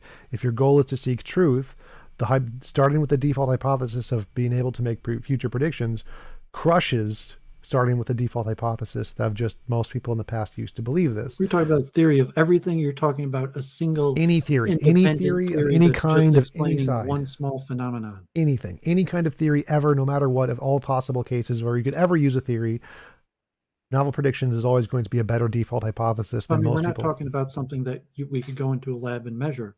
We're talking about something that's somewhat subjective, because you've admitted that currently your theory cannot be put into a lab and proven. Yep. Even in those cases, going with the theory that makes novel predictions is a significantly better default hypothesis. So if there is a theory that made novel predictions in the past, it could predict the future in the past, that one is a better thing to trust than the fact that most people... But does your theory do that?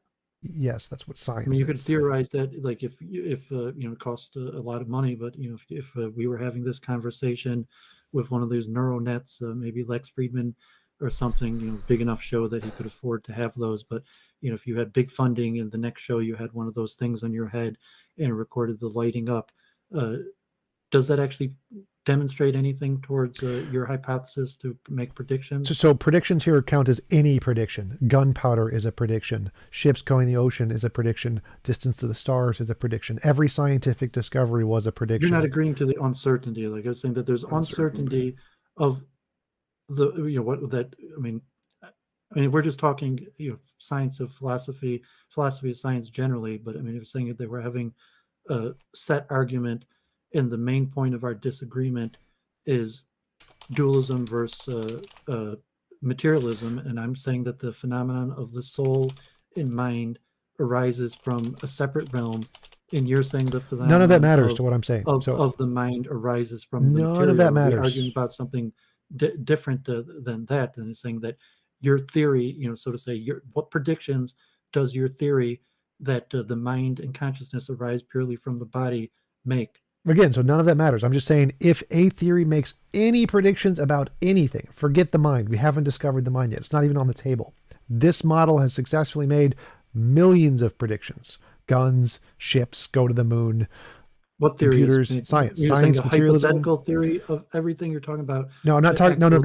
The model of materialism, physical stuff, has made predictions. It works. Wait, stop, just listen. Just listen. Our model has made millions of successful predictions about the future. I pull this trigger, I light this thing on fire, it shoots a big piece of rock through a metal tube, it kills somebody. That's a prediction that's successful. This model of materialism has made millions and millions of successful predictions. Using this model as a better default for everything, anything we ever discover, we don't know what it is, this model is the best default. Going with one that just a lot of people in the past used to believe is a crap default. It's garbage. You should never do that. You should always go with the one that's made predictions and made a lot of them. So this model that's made any predictions about anything ever under any circumstances, no matter what, is always going to be a better default hypothesis for any unknown we ever discover ever in the future, whether we can test it or not. You mentioned, like, we can't directly experiment with consciousness. That's fine. It's an unknown. So we've come across this unknown. There's this unknown about consciousness. We don't know what it is yet. We can't experiment with it. But the better default is the one that's been able to make millions and millions of successful testable predictions in the past. That is a better default than just one that a lot of people in the past used to believe. That's a very bad default. Well, if you're talking the scientific method, I'm saying, like, what about Newton and Leibniz, who were dualists? What about Descartes?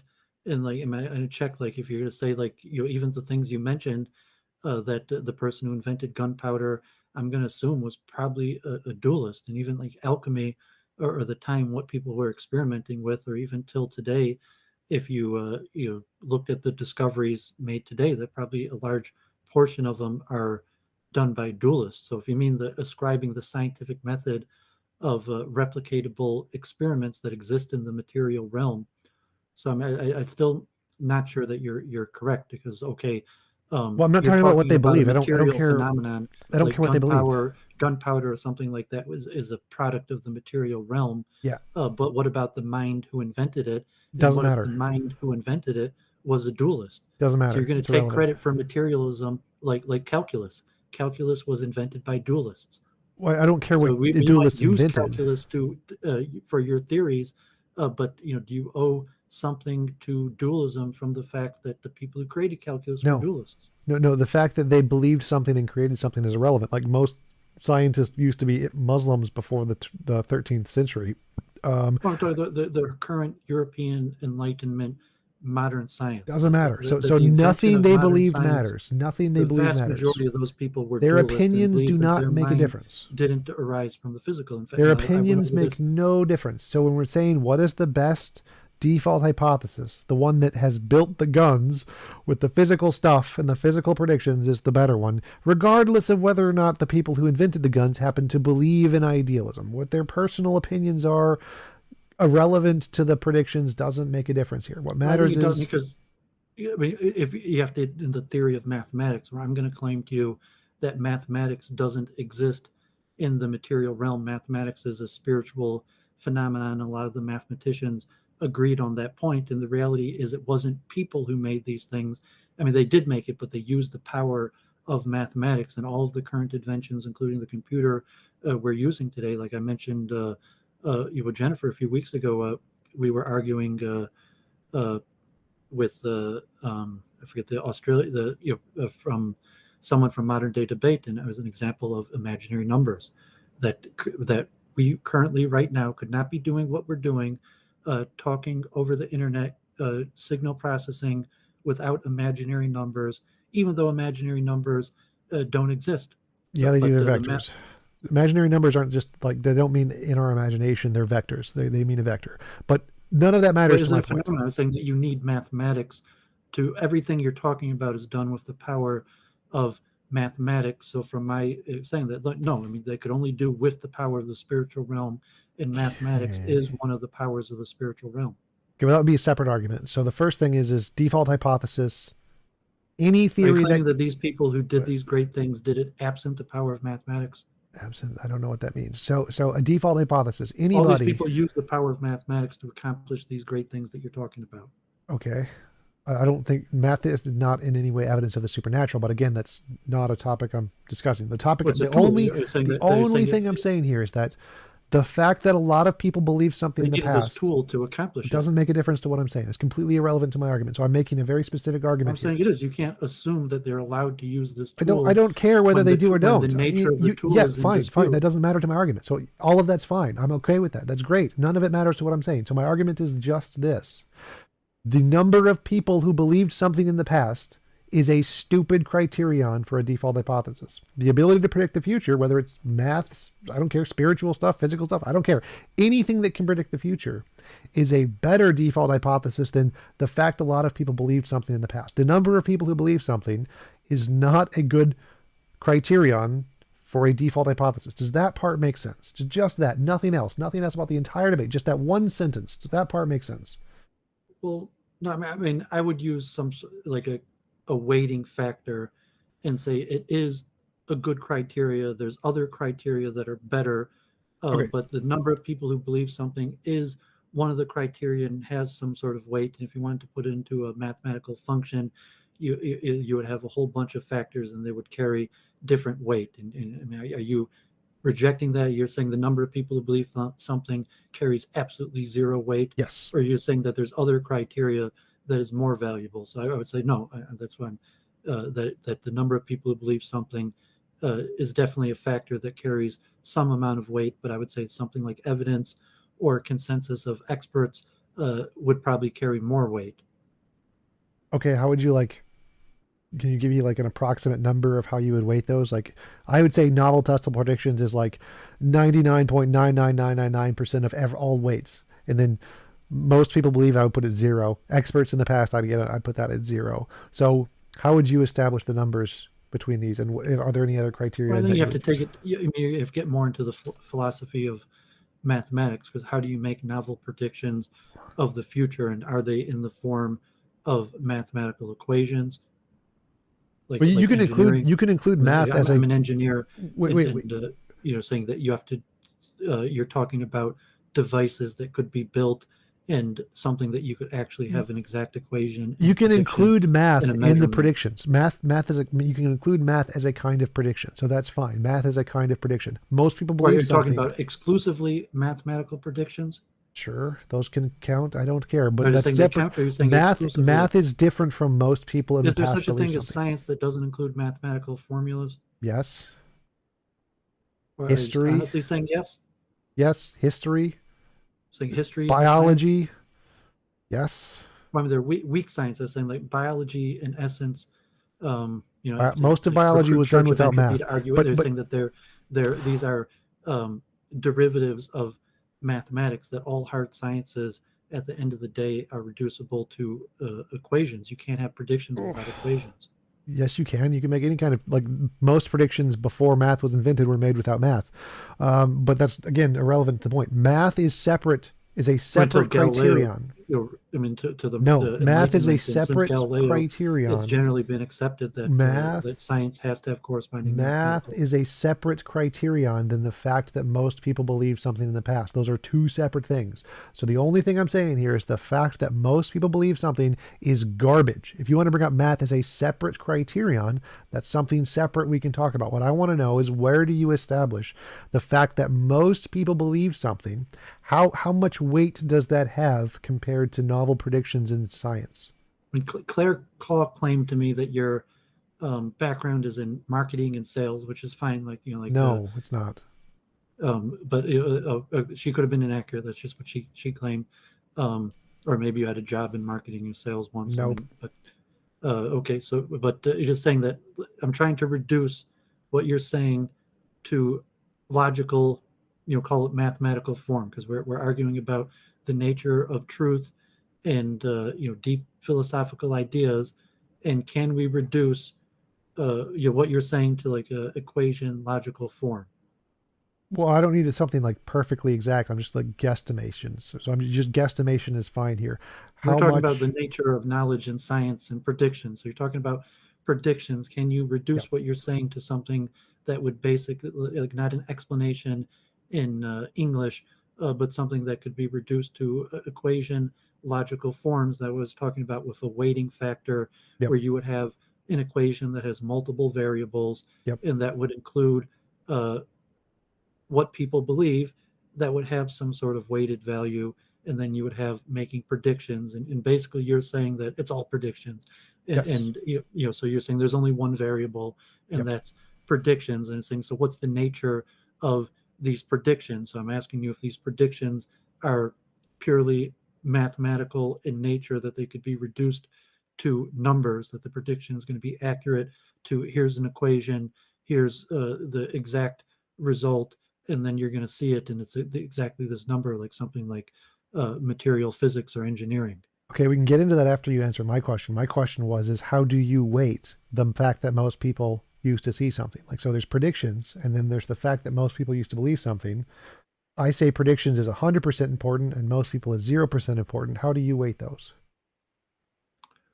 I'm trying to create, I have a framework I call the multiple truth hypothesis, and like I know you play chess, and if you thought like how like a chess engine evaluates programs, and they have a weighting factor to evaluate the current position, and then the computer will rank the moves, giving a number. Like if you're looking at, like, usually in centipawns, where they'll, like 1 equals the value of a pawn, and they'll look at the position and give some sort of number, plus or minus a value, and the weightings based on centipawns. And if you've seen some of these programs, they have weighted value type statements that look at various factors. One is just a pure material count, and various things.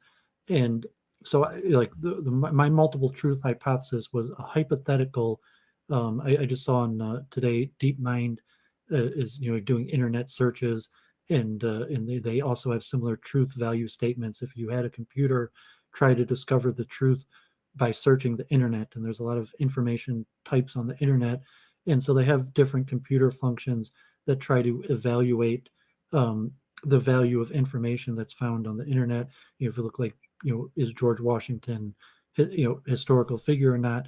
But hypothetically, if you set a computer algorithm to look for truth. What would that look like? And so I think you would get some sort of weighted value function where there would be a whole bunch of things that are indicator of what truth is. And they say you have a default hypothesis or varying hypothesis, and then you would have a whole bunch of factors that would all, let's say in the realm of explanatory power, which you could call predictions. And so, I mean, we've been having this disagreement now for quite tens of minutes about explaining the past versus predicting the future.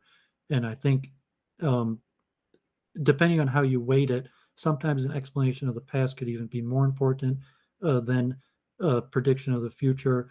But I would say, because the vast amount of evidence is the current state of what is and our knowledge about what happened in the past. So if you're talking purely science as something like you want something that predicts the future, but for something more complicated where we know there's a lot of uncertainty and the vast amount of information that exists is about the past and the present, not the future, that I would say that if you want to put purely in realms of prediction, but I'm not so sure if it'd be prediction of the future or predicting a correct explanation of the past. Well, no, I totally agree with the past thing. Like all of my testable predictions of a default hypothesis, all of those were from the past. They were able to make successful predictions in the past. Predicting a correct explanation of the past. That here's your theory. How correctly does that explain the past, as opposed to predicting what's going to happen in the future? I'm not even sure that predicting the future weights higher than correctly explaining the past. Well, it definitely does, because it's ad hoc. But most people believing something is neither of those things. The fact that most people believe something isn't an explanation of the past, and it's not a prediction of the future. It's completely nothingness. So it does not fit into any of the criterion you've established of past, future, or present explanation. The fact that most people believe something doesn't do any of those things. I mean, we're going to circle around to the nature of mind and saying, what value does truth or correct belief even have in consciousness? Like my mind, the purpose is the function of my body, not to correctly decipher the truth, or like the brain is a prediction machine. And the most important predictions are about the proper functioning of my body, not the discovering of philosophical truths. What does that have to do with the fact that most people believe something? Well, I'm saying, who cares what people believe? It's saying in the nature of the brain or mind, and we don't even know, you can't even establish that the mind, I mean, what is the measure of truth? Is it, so to say, objective, physical data, independent of mind, or it's going to be something mind dependent? That's why I talked about mathematics and formula. Like engineering is mind dependent. I mean, you could argue some level that even engineering or mathematics is mind dependent, but like my computer, or you could create an electronic device that measures physical data and it's mind independent. But that's why it has to be mathematical. I have no idea how that ties into what we were talking about. So I'm just like building a model of epistemology here to say that, is it mind independent or mind dependent? It's mind dependent. Epistemology is mind it's in my mind, so it's mind dependent. So, but it's truth. But truth is not mind dependent. Yes, truth is independent of mind. That's correct. Yeah, that's why I was mentioning predictions have to be mathematical, because they're mind independent. In the computer, or so to say, some objective could measure using mathematics and formula. It's mind independent. Well, predictions. So to say truth is different than mathematical explanations of the material law, and saying like, is physics or science truth? Is and we're getting into epistemology. Well, predictions are mind dependent because you have to predict something about the future which hasn't happened yet. But again, not following what I'm saying here. So I'm trying to use what you're saying to build an epistemology to compare to my epistemology to say which one's better. You said that in order to establish what mind stuff is, we have to use whichever has the most explanatory power. Explanatory power is made of three things. You listed: logic, reason, and predictive power. And when establishing those things, we have to consider the default hypothesis. And the default hypothesis is, for you, the fact that most people believe something and that experts in the past believe something and that people have lots of babies. Those are your criterion for a default hypothesis. That seems really stupid to me.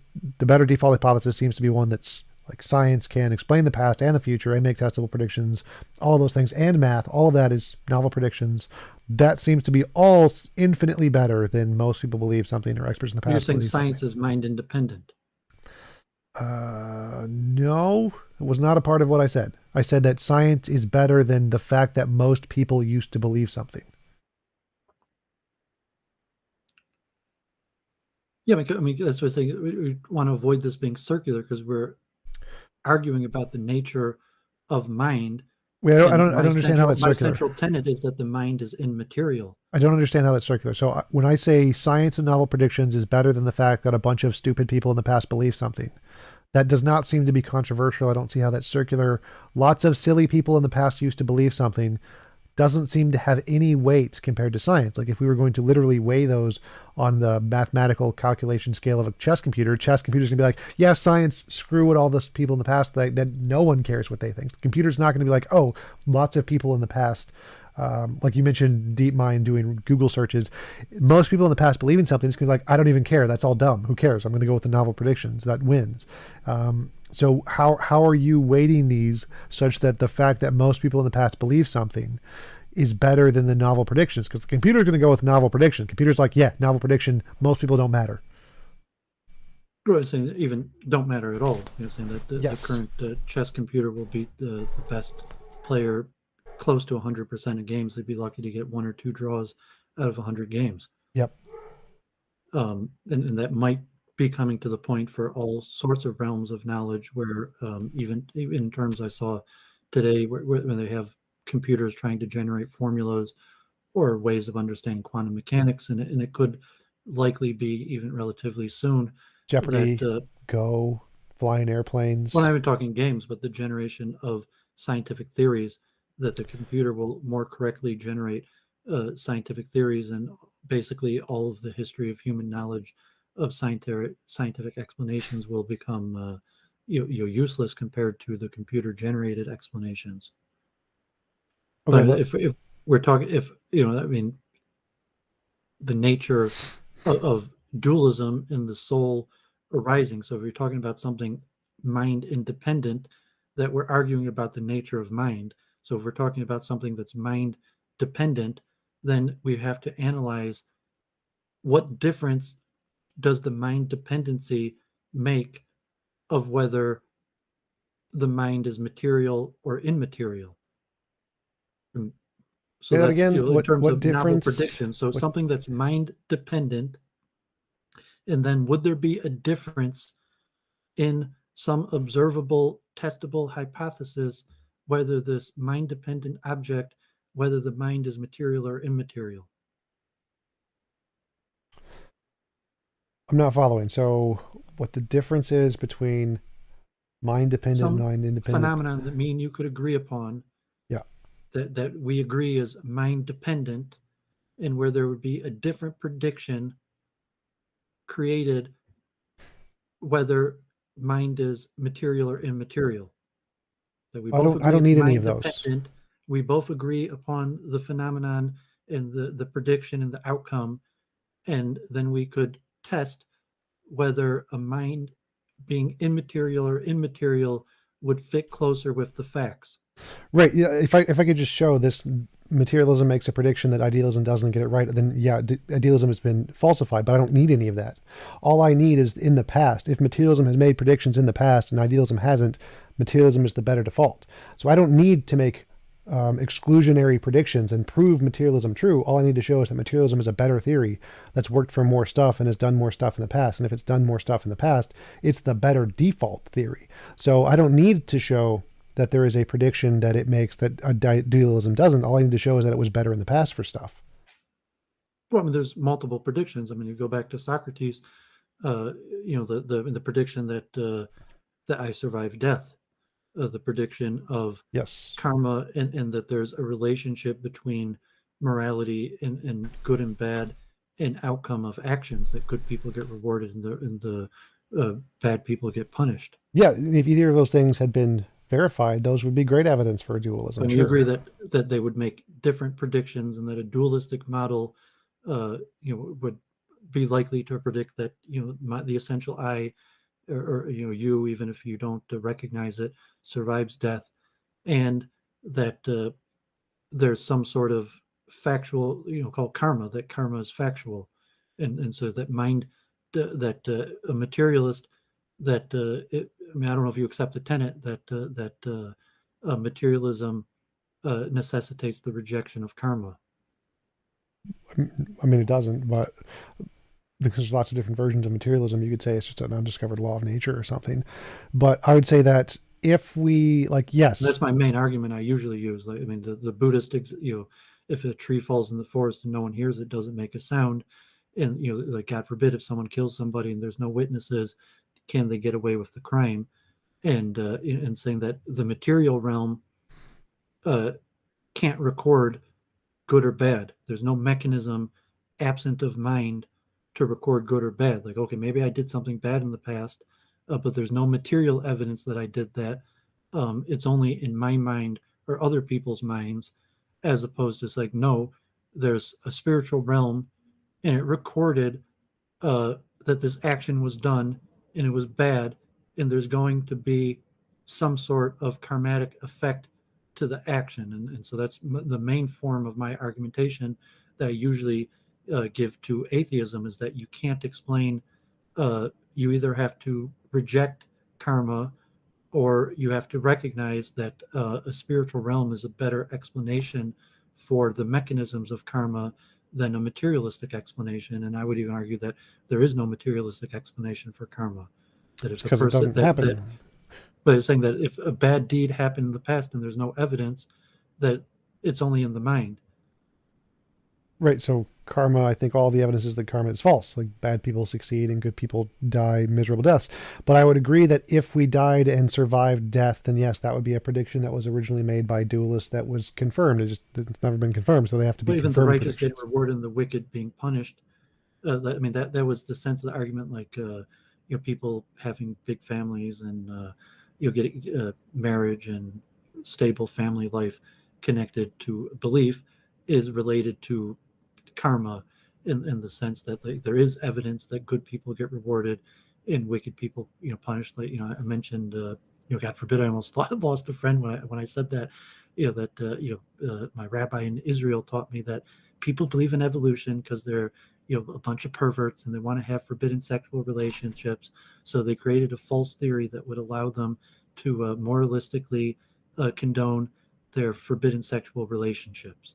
And some sort of generally most people believe in evolution, so you're creating some sort of hypothesis for why is it that people believe this false theory, and saying, well, people believe this false theory because they're weak and they can't uphold sexual moral standards, and therefore they designed a theory that would permit them to have what is generally considered forbidden sexual actions or Well, so something but like that that. we know that's So I mean, false. So we know that's your definitively implication false. would be that there is no attached bad karma to forbidden sexual action, like, No, that has nothing to do with what I pornography said. or adultery So or we know something karma like is that. false. That We know if a karma is person, false.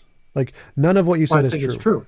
You're saying, So like, okay, if a go back, person go back, cheats on go their back, wife go back. So and there's no evidence, can they get away with it? So no, karma is real. You can't get away with it. But as long as there's no evidence, people get away with it like, all the I'm time. not going to I tell. don't know She's what not you're going to tell. saying. Like people get away with it all the time. Bad people commit murder and rape That's all your over the world. hypothesis that they get away. That's a testable hypothesis. Yes. You're saying bad people because like, God forbid, you've done these things and gotten away with it. Or I've you're done saying lots of things and gotten away with it, but well, have you? sure. I mean, yes. But I'm You're not saying seeing the problem here. Like, yes, lots of people steal and murder and rape and get away with it. That's what lots of the court cases are for. And they go in it like, what was a big football player? I started with an O. Who stabbed his ex-wife, girlfriend. well, I mean, human court. I'm here in Metro Detroit. God forbid, we had a lot of murders, like 400 murders a year, and less than 25% of those get solved. God forbid, rape is horrible. Less than like 10% Yeah. of rape accusations get punished. But from a larger, not talking the human court, but from a karmatic standpoint, did people get away with it? And it's like, no, they didn't get away with it. They had bad karma, and what comes around goes around. And you see that, no, there was some sort of, even though the legal system failed, even though there wasn't enough evidence to try them in the court of man, that there is a separate spiritual realm that recorded the bad action, and those people were O.J. held. Simpson, yeah. I mean, you agree that that's, I would say, the Where essential. is the evidence of Uh, that? Because to me, all the evidence says that, yeah, Donald Trump is a terrible person, but he became president of the most powerful person in the world, a billionaire, the supermodel wife. Yeah, I don't see this karma thing working. Like, what's his name? Donald Trump's a Epstein. complex person who did a lot of good deeds and a lot of bad deeds, and was saying, well, say he was punished in sense like, okay, like he didn't get away with his sexual infidelities. It came back to bite him, and he didn't. He doesn't have a happy family life, and but to say, was he a good person? Okay, but maybe he supported Israel, or he gave a lot of charity. He helped a lot of things out. To how you're going to balance what is karma and what is a balance of karma. But Yeah, so it seems like your balance of karma is really ridiculous. Like people who do heinous immoral crimes and murder lots of people go free and live happy lives and get families and all kinds of thorough things that all the people they killed didn't. I'm not seeing this karma thing as being quite legitimate unless, they got a paper cut, therefore their karma is completely balanced, and even though they've murdered like I mean, we 10,000 have to people. some sort of standard for seeing that. So okay, like most criminals. Uh, I mentioned Luke Ford, who set me up streaming and who was a porn reporter, and like God forbid, most people involved in pornography like didn't go on to have long happy lives. Saying that like I was in religious school, and I know a lot of people that in their old age have together families that didn't divorce, children that love them, grandchildren that come to see them. And I mean, as the Talmud says, in the old age, the people are going to sit around, and the people who didn't sin are going to say, praiseworthy is the person that never sinned. That seems like cherry And so picking. It seems like you're cherry picking an example of people who usually they probably went into porn because they didn't have much money and had to anyway. But it doesn't seem to speaking of Luke discount. Ford, who's an expert on it, was It saying doesn't that seem to be you it I doesn't don't seem to think be you're going relevant. to. It I don't doesn't seem think to be you're going to relevant. give too many Like examples. you're not saying like If you're talking mass drug dealing, murderers, mass violence. murderers, mass rapists, genocides, dictators live perfectly wonderful lives in mansions with lots of people who they own and can do whatever they Mass want with. murderer lived a perfectly wonderful life in mansions without any Yes, repercussion. I mean, even like God the forbid, dictators in Africa. This is Dr. Mengele, who extremely never common. got caught, lived like under Genghis anonymity. Khan, Attila the Hun. There are Those are many, still. I many mean, but he dictators had a who, horrible death of sickness. He didn't live that long.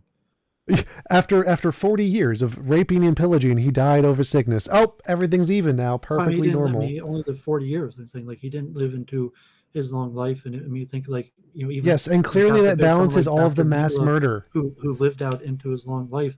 He lived most of that in hiding. He didn't live in a mansion.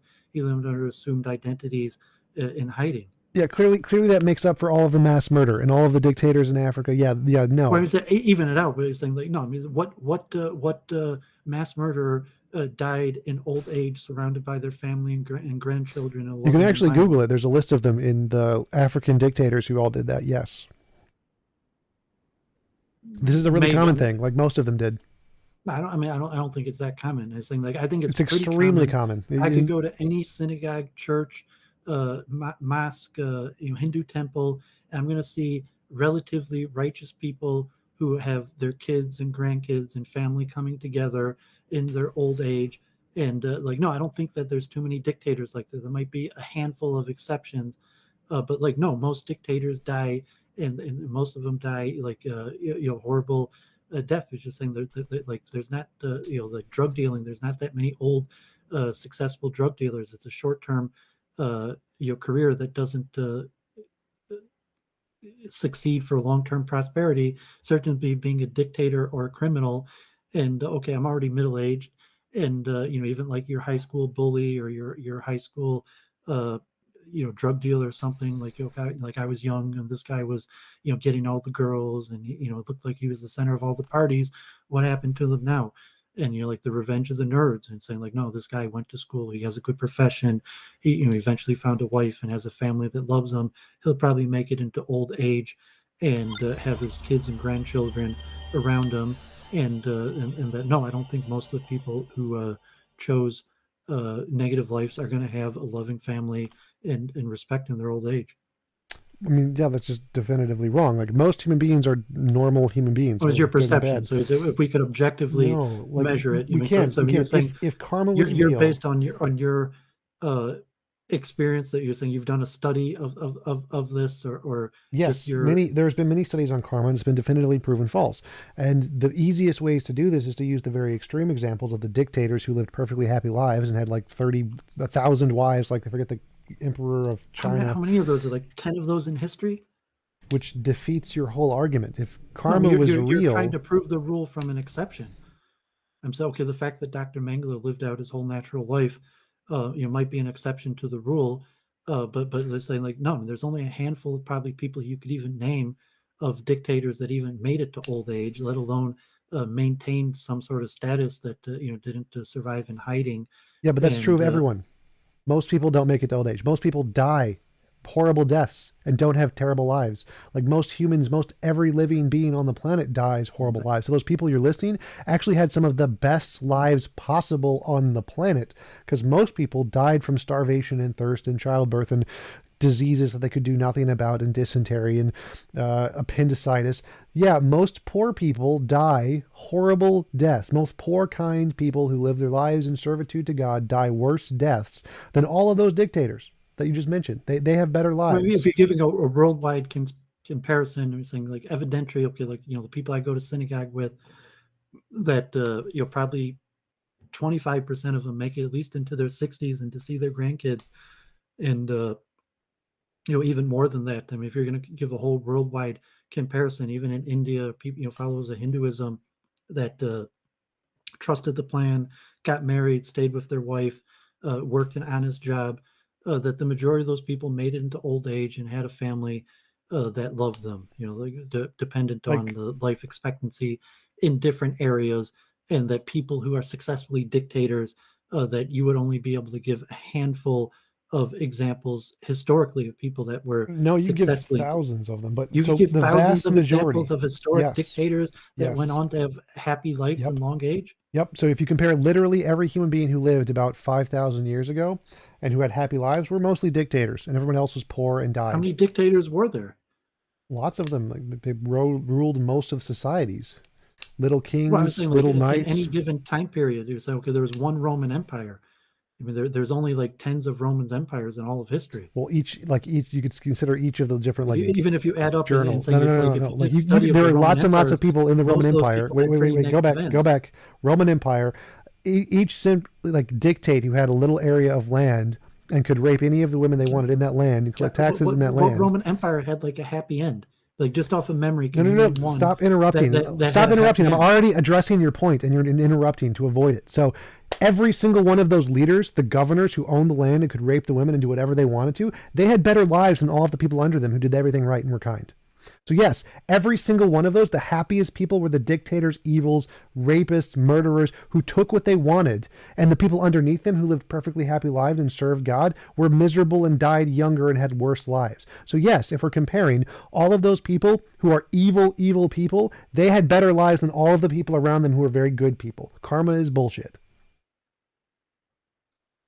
Okay, well, I mean, that's my main argument that I give. And if you want to continue on the argument or try to form some sort of metric to measure it, because I think that your example. I mean, even just the words coming out of your mouth, to the people watching, that you're claiming that like rapists and murderers have better lives than good, decent people who tried to do the righteous thing.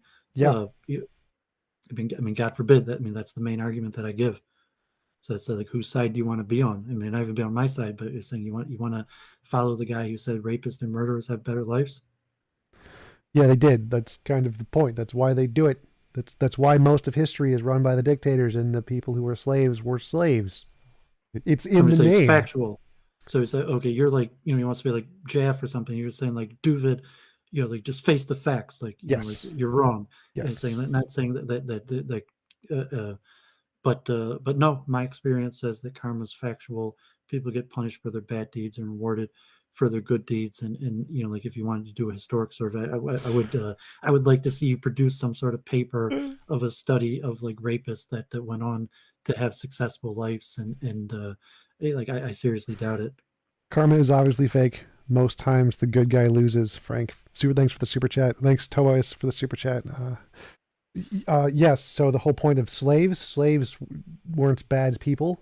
They were perfectly fine people. Like, you're just living in their huts with average lives, and they were sold by the people who owned them, the kings. Like, all of African slavery was just the kings who captured other tribes people who were living normal lives, sold them to slavery. Kings got rich, lived happy lives, died with their families, and all the slaves went to be slaves and were killed and beaten. And yeah, I think that's face the facts, doooovid. I think you kind of got destroyed on that one.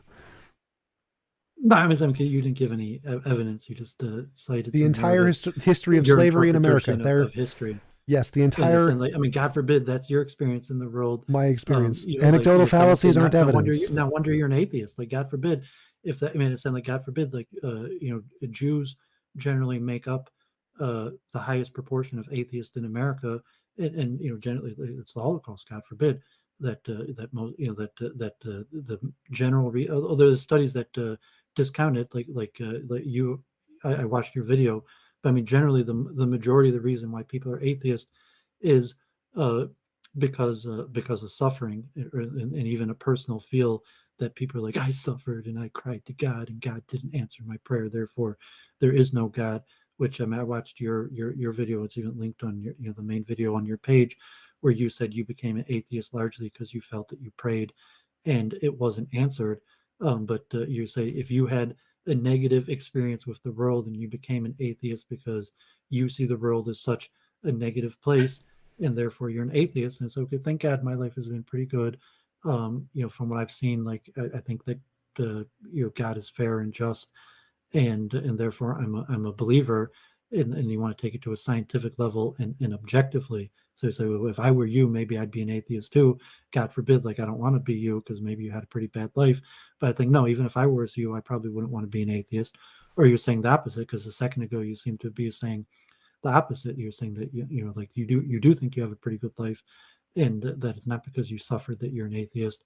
And then you think that, or you're saying that, God forbid, you think that your reality, you can get away with raping and killing people, and that karma is not factual, and that's your understanding of society, that you think most murderers and rapists are like, they're around us and we're looking around, and the people you see are people who raped and killed people and got away with it because there is no God, there is no karma. Yeah, I just think that's what all scientific and historical evidence indicates, and to think otherwise is just a fairy tale that you tell yourself. That's what you're saying. You see with your own eyes, like that's what the scientific consensus is. Well, that's what the scientific consensus is. The wrong places. That's what all of the scientific historical consensus of every single academic field who's not a nutcase. All of the facts, all historical facts point to this. This is just an indiscernible thing. Karma has been debunked. Yeah, evil people succeed and have happier lives than the good people who they control. Yeah, it's just a fact. Like, all of the facts, all of the science shows this. I mean, there's originally why I brought up the reproduction and happy marriages. That, I mean, even absent happy is a subjective word, but if you're just saying successful building up a family life and children, that I would say the evidence is actually in favor of Genghis Khan, who has his DNA who's spread across like 70% of the population because he raped thousands of women. That would be why. There you go. So again, just makes no sense what you're saying. Well, it's like karma is complicated. Karma works in mysterious ways. I'm saying of Donald Trump, karma is a sum total game of good and bad. So you say a person gets rewarded for the good and punished for the bad. It's like Donald Trump has had a lot of reward, has had a lot of punishment, and if you look at his own personal life in terms of like his failed marriages or family life, and you could say, okay, sexual improprieties came back to haunt him, and he didn't get away with those. And then you look, okay, maybe looks like he got away with them to me. Like, he still has a happy life. He got away with it. What a happy life! I'm saying he has failed marriages. He has kids from somewhat like a broken family. He lives half the time away from his wife. He doesn't have a normal, happy family life. So he doesn't live the way you think he should. Is his sexual improprieties? No, that's he doesn't live the way you think he should, but he's happy in his life. A lot happier than many people who do live the way you think they should. There are a lot of religious Well, people who have. successful and happy aren't necessarily the same thing. It's okay, made a bunch of money, or saying, and if you're looking at karma as a science, that there's a sum total of good and bad, and that good gets rewarded, bad gets punished. And saying, so is Genghis Khan even an exception to the rule, or is Genghis Khan a rule to Donald Trump a rule towards karma, that he did a lot of good, he got rewarded for it, he did a lot of bad, he got punished for it, and saying the blatant bad that he did, or even basic character type things that you're saying, like, that man has bad character, and you could see the result of his human interaction of his bad character. Had he not had that bad character, he would have had better human interaction. But in terms of building up a good business, or various things, maybe he did the right thing. He worked hard. He got up early. He worked 18-hour days. He manipulated people, stole people's money, borrowed people without paying it back, took advantage of people, and made billions of dollars off of it. They had a good work ethic, and saying that. No, he stole money. He stole money. Well, if you look at any of the examples, I mean, you think Donald Trump is the classic example of Donald Trump to you is a textbook example of why it can't be true that the righteous are rewarded and the wicked are punished. Yes, and Stalin and all the dictators and murderers and rapists that exist everywhere. Yes. Well, I mean, Donald Trump made into old age. He's still widely one of the respected. So, I mean, obviously, Genghis Khan, Stalin, a lot of these people died or ended up. No, all those people still made it to old age. Death. All those people still made it to old age, given their time period. But, I mean, they were eventually like murder came back, and they died of murder. Nope, Stalin was not murdered. Most of them were not murdered. Most of the dictators were not murdered. They just retired. Lots of the African ones are just retired. Nope, that wasn't murder. And even if it was murder, they still lived longer lives than all of their subjects who were murdered by them. I mean, of the people who committed murder, that they would die for murder, which would be karmatically, might make sense to say that the people who commit murder are likely to die of murder. 30 years later. Oh no. Well, I mean, that's karma. It's still karma that the person murdered and they died of murder.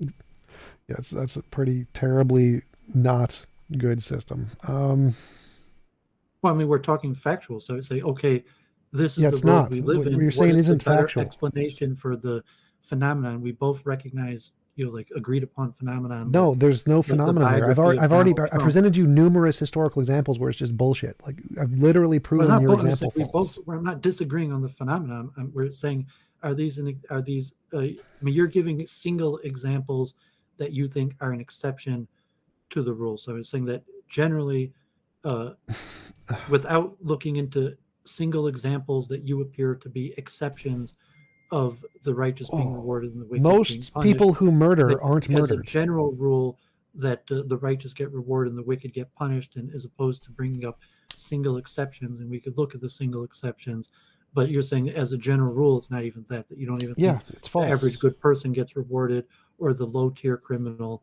gets punished. Yeah, it's false. Like, most murderers don't get murdered. I mean, have you seen a study on that?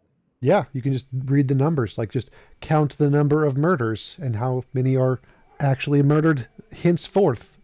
Literally, if every murderer was murdered, then it would take one person to murder them, and the number of murders would have to increase proportionally to the number of people who were murdered. And most of them weren't murderers when they were murdered. So statistically, it's just not possible for that to be the case. We just look at the murders in America. Do the people who commit murders get murdered? No. Most of them... Well, and because we have an artificial system that takes them out of sight. 20% of murders are solved and people sent to prison. Like, most murderers don't get sent to prison. Well, I'm saying one, like, of people in prison who get murdered in prison, and then saying the people who commit murders and don't get caught by the system, eventually street justice will deliver them murder. No, if that was the case, then we'd see significantly more murder. So that's not the case. Well, I'm saying that, I mean, God forbid, I don't know what area you're in. I mean, because, God forbid, there's a lot of murders in my area. And I said most of the people don't get caught. And a lot of the people are relatively innocent, most of the victims of murder. But most murder is actually escalation of arguments, and a lot of times that is people involved in gangs, and in saying they might not have caught to make a false assumption that gang violence is a relation that these people lived violently and died violently. I mean, there's victims, innocent victims of gang violence, but saying the majority of victims of violence is internally gang violence, people involved in gangs, people who use violence against others, and eventually that meet the same violence that they use towards others. Nope, because that only applies to the young ones who are used as soldiers and the ones who are the generals and taking advantage of all the rewards. They live fantastic lives. I mean, the generals you didn't reach management in gangs without some point being violent yourself. Yes. And saying like that.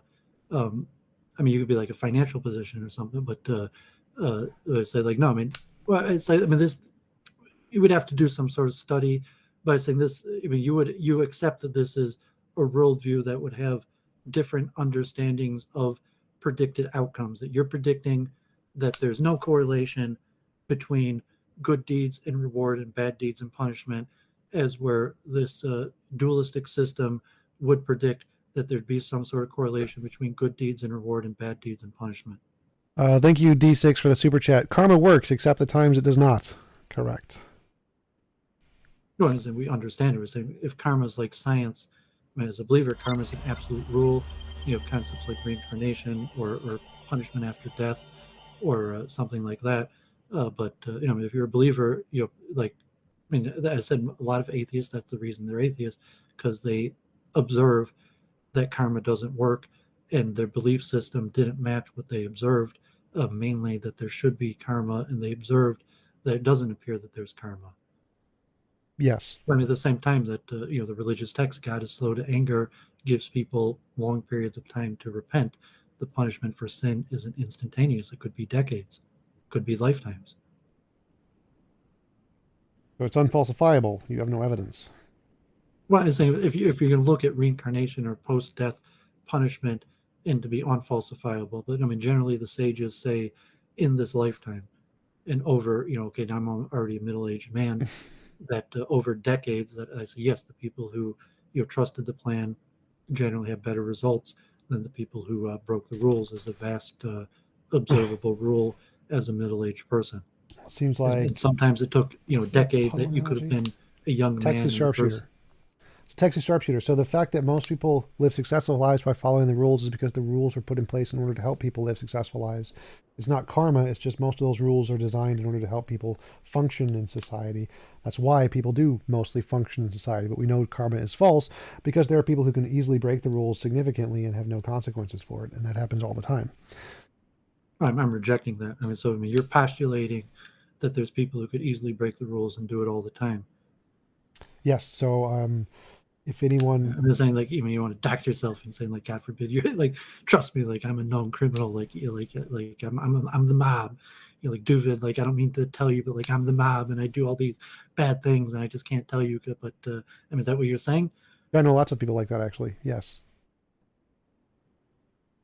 Okay. I mean, God forbid, say maybe that's why you became an atheist, saying because that matches your observed experience.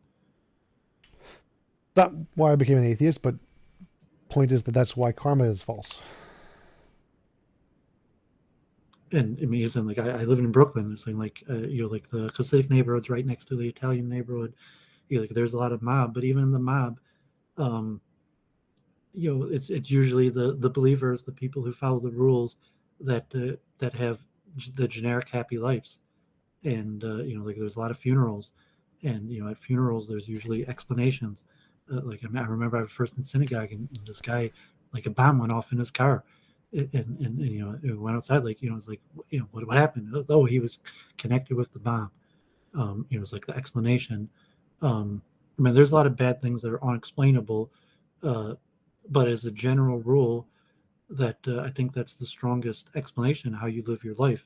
So if you're fitting the data that you've been an atheist for a while, so you're trying to fit the data to your philosophy, as opposed to saying like, no, I've been a believer for my whole adult life, and I've seen some messed up things. I say people do some bad things and appear to get away with it. But even just over 2 decades of observation, that I think generally the righteous get rewarded and the wicked get punished. Um, and you're saying the opposite, and saying it's not necessarily. I mean, you're saying that I'm incorrectly observing the data that I observed, or I'm biased, or possibly you admit you might be biased. I think you're using an anecdotal fallacy and dismissing the actual data that's been accumulated by all of the different reputable sources throughout all history and governments and everything else. I mean, then you're taking You got to in go the back to your parents and your teachers. I mean, you're also antidotal, what and then you say like your and own antidote that saying that you went against. It's okay. Your parents.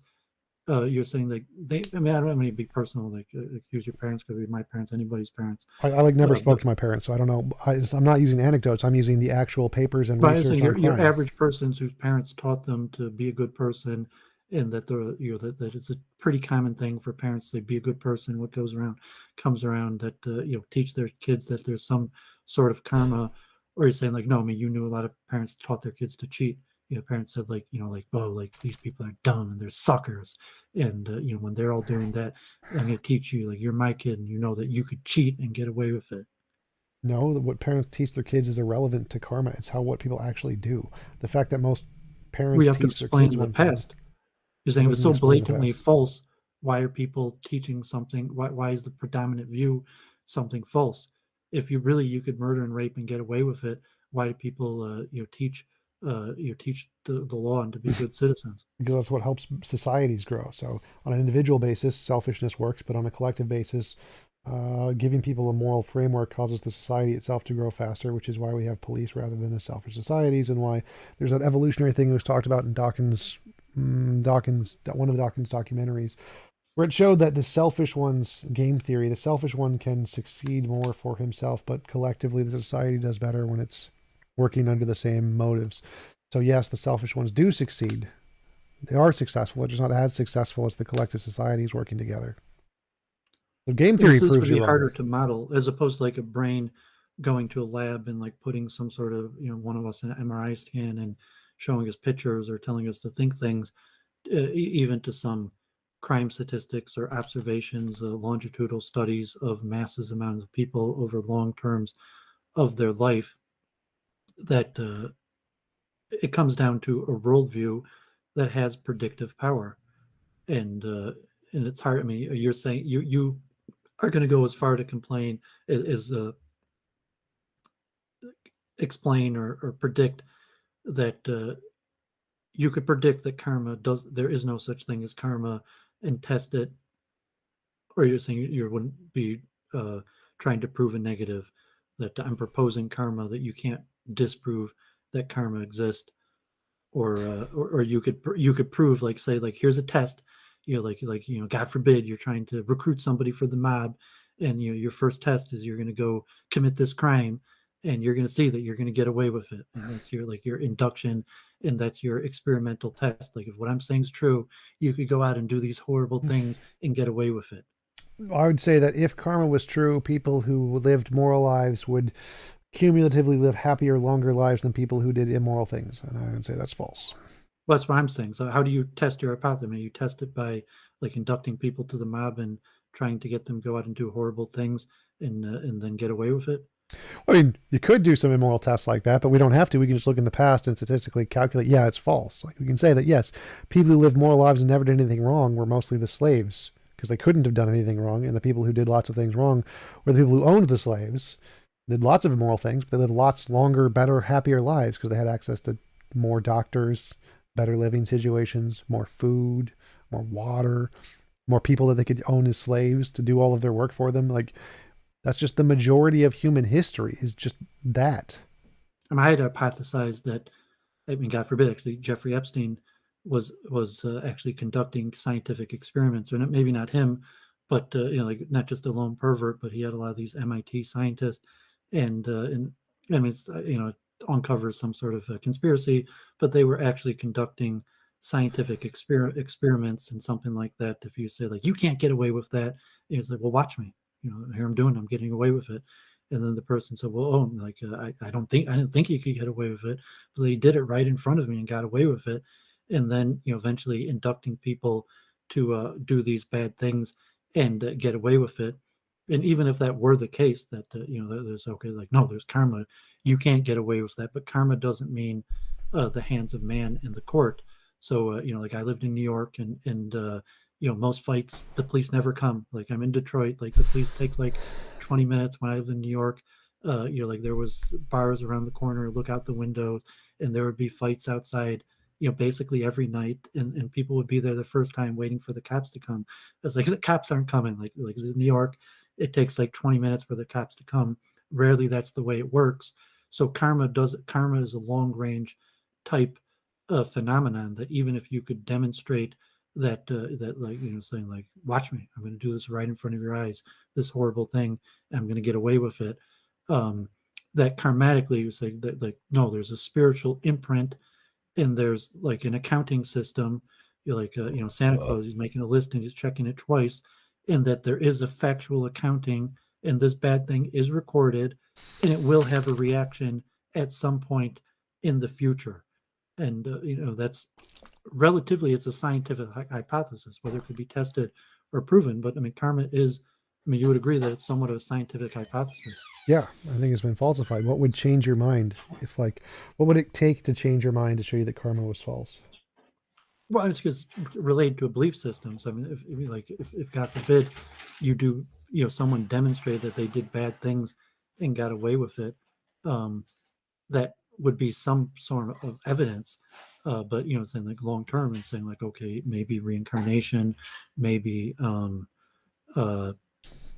post death punishment, that a lot of people who experience negative things still believe in karma. I went to school of founded by majority Holocaust survivors, and some people prided themselves on never giving up their belief despite what they witnessed, and as like a test to their beliefs. I mean, obviously you could still have some sort of explanation, even if it goes against what you see with your eyes. And there's biblical texts that even say that, don't follow your heart, don't follow your eyes. If what your eyes see goes against what the scriptures say, you're better off not believing what your eyes see. But I'm talking about the vast, what I would say is the vast majority of observable evidence, where you don't have to come on to these deeper spiritual things. Right. So that's why I said this seems unfalsifiable. So I said, what is the criterion that would? My phone. Oh, sure. Can you still hear me? Just wait. I'm sorry, just had to check. Just had to check my phone message there. Oops, all right. Off my. Can you hear me? Yeah, I hear you fine. Yeah. So my question is what would cause you to change your belief in karma? What would falsify it? Because it seems like it's unfalsifiable. You're just going to say, oh, well, even if he lived a horrible life and did lots of evil things and got away with it, oh, maybe he didn't get away with it in the next life, but there's no way to verify that. So what is a way to falsify your position in karma? Well, as someone with religious conviction, I would say that there's nothing. That, like, even if all of the evidence in front of my eyes, like, saying, that's why I said I went to schools in Jerusalem and New York founded by Holocaust survivors, that they say like nothing. There is no evidence that you would provide that would stop me from acting out on my beliefs, and it would be based on something that's unfalsifiable, like my belief what's going to happen in the next life. So I would hope, as a religious person, that there's nothing that would change my conviction. But in terms of a scientific, conception, and saying like a lot of times, like, it was World War II, it was the complete upheaval of society, in what people with a normal conception of what they understood to be what meant to live a good life and the reward expected, and that not working out. So I would make it twofold. That say, I would agree with you that I would transcend logic, and I would hope that I would accept my suffering, even to, God forbid, death and torture, and I would not, so to say, curse my maker, that it wouldn't matter what happened to me. I would not curse my maker. I would not reject my belief system, although I do think my belief system is logical and corresponds with the majority of the observable evidence. All right. So would anything convince you to lose your faith? Is there anything you could see that would make you lose faith? Well, the Talmud gives the example of the rabbis, or people. If I was tortured to death, like, I don't think I would curse God, but it's possible if I was tortured to death, I would curse God. I don't want to be tortured to death. I don't want to be put into that test. But if you're going to take it to that level and say that like, for whatever reason, if I was being tortured to death and the person just said curse God and I'll put you out of your misery, that I would not curse my maker. Well, I meant more like evidential. That's like the book of Job, and saying like, no, there's absolutely nothing that could transpire that would cause me to curse my maker. I assume you've read the book of Job, or at least familiar with that. I mean, like rather than just being tortured to death. I mean, like, is there any evidence that you could see that would convince you that it wasn't true? Well, I mean, some of the observable. So I'm saying that I would, at least as I'm stating now in my current state of, so to say, consciousness, that no, even if the observable evidence changed to corresponding, that my eyes saw that this belief system was untenable. So in my current state of consciousness, I would say no, that wouldn't change my course of action. I would go against the evidence, largely in line with the sages. So say, why am I trying to be in line with the sages? And why is that fundamental to my belief system? And even to make predictions about how we would act if circumstances were completely changed, like if we were uptaken in like in a Chinese dominated society or something, where the ruling class spoke a different language and subjugated to second hand work, and we couldn't even speak the same language as our masters to change our situation, and that went on for decades and decades, or something like that. I mean, I can see that logically you could create a scenario where it would become logical that I should reject my system, but so to say that I want to be a righteous person, if it's an unrighteous world and everyone around me is acting unrighteously, that I would like to be like Noah or something. Like, I would like to be the independent righteous person of my generation, even though no one else is righteous. Okay, then. Let's see. Yeah, you mentioned good and bad morality. Like, I'm an atheist. I think there is an objective morality. Why would that be evidence of a God? What do you say? Objective morality as a. I mean, you do believe there's objective morality. Mm-hmm.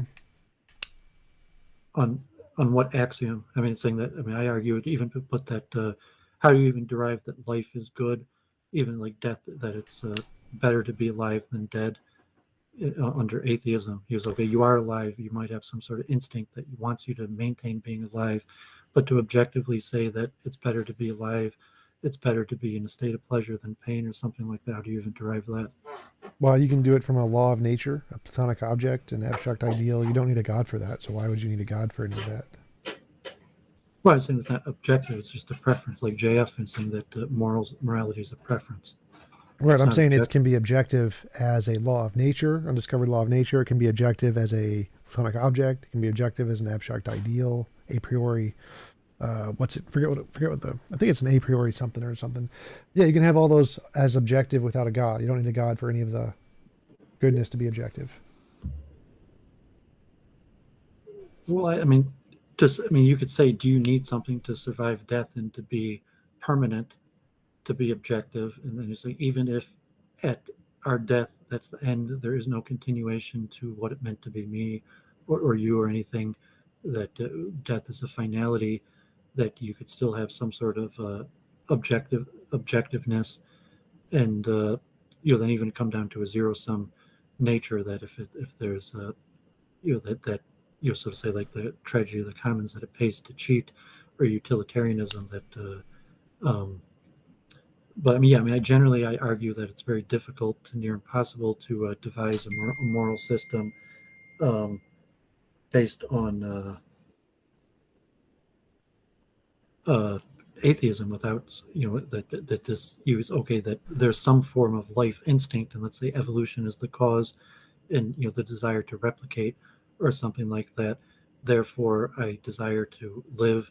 I desire pleasure, but that doesn't necessarily make it good or bad. And you're saying like karma is good or bad, and you say karma is not factual, that good and bad is not factual. So I'm not sure if you're trying to derive some sort of utilitarianism, like code of action, or you're trying to derive that what you said karma means that there's rules that good is rewarded and bad is punished. So you're saying you could derive good and bad, even though you can't derive that you'll be rewarded for being good or punished for being bad, but you can still derive good and bad.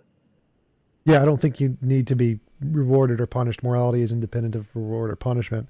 But yeah, I don't think you need a God to have objective morality at all. I don't think a God provides any basis of objective morality, and any existing Well, to law. assess value, What? that you're saying that to assess value to human life, that you have to make, they say, okay, like there is a God and there's objectively a value to human life because God said so. And so if you're atheistic and you say like, well, there is no value to human life. Well, How God's are you saying going to how are so. you going to derive value to human life, even your own life, or let alone any life, to make some sort of system of good or bad based around? Well, saying God said so, therefore you derive value is like saying, oh, there's a pineapple, therefore there's objective value. Like that's not actually an objective basis of value. For there to be an objective basis of value, there would need to be some kind of ontologically existing value thing, and we would need to have that property. So God saying Like the so person is not the doesn't body. work. What? Yeah, so I mean the essential, like, because like I'm not my body, you are not your body, It could be a and part of the your body. It essential you wouldn't make a survives difference. death. And you're saying and like not only that, like the soul, It there's doesn't. karma and there's a Surviving God. death doesn't matter. So you can, whether or not you survive death, there can still be morality. Whether or not there's a God, there can still be morality. God doesn't give you a basis of objective morality. Like just saying God Or says you have materialism. value All right, some of the doesn't. dualistic values, okay, that the material realm, that like between this material of my flesh and the material of the computer, or something like that, to What? say because this is organic material, or even what we call alive, it is valuable. How do you derive that?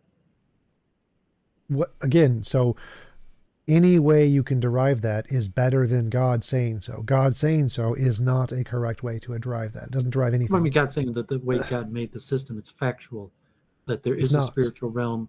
The origin of our essence is not derivative from the material realm, and it's so to say indestructible, or that there's a karmatic factual, that karma is factual. Yeah, that doesn't work. So it's simply saying And I say God karma is said factual so. because God said so. And saying like that means the creator who created the system and the laws of nature Yes, creates as the I've said laws in the six way that. times, that does not work. That literally just leads to the Euthyphro dilemma. God saying so does not make something Well, I an didn't mean say so. ontology. I'm saying that karma is factual. You're saying that karma is factual. You just said karma is not Like factual, but you saying that. can't derive value from God said so. That does not Well, work. I mean, I'm just saying that God said so is just statement. You got like from the Bible. God said it, and it God came to chose be. to do something does not give you morality or value. Like that's But I'm saying deriving it's the morality from a factual potato. nature of how the world works. That there is such a thing as karma. There is a spiritual realm. There is interaction between the material and spiritual realm. Right, and And in that sense, we can just say there is a moral thing out there, a moral law out there. You don't need a God for that. You can just say there is a moral nature out there, and you don't need a God to have that. my Stephen Grossberg book just came on the new book on neuroscience. But um, well, it's saying that I've talked about this with Church of Entropy and mentioned like classical atheist. You could be atheist in the Greek realm. Didn't mean what it means today, like a materialist. You could believe in a spiritual realm, in a material realm, and that there is a non-material soul.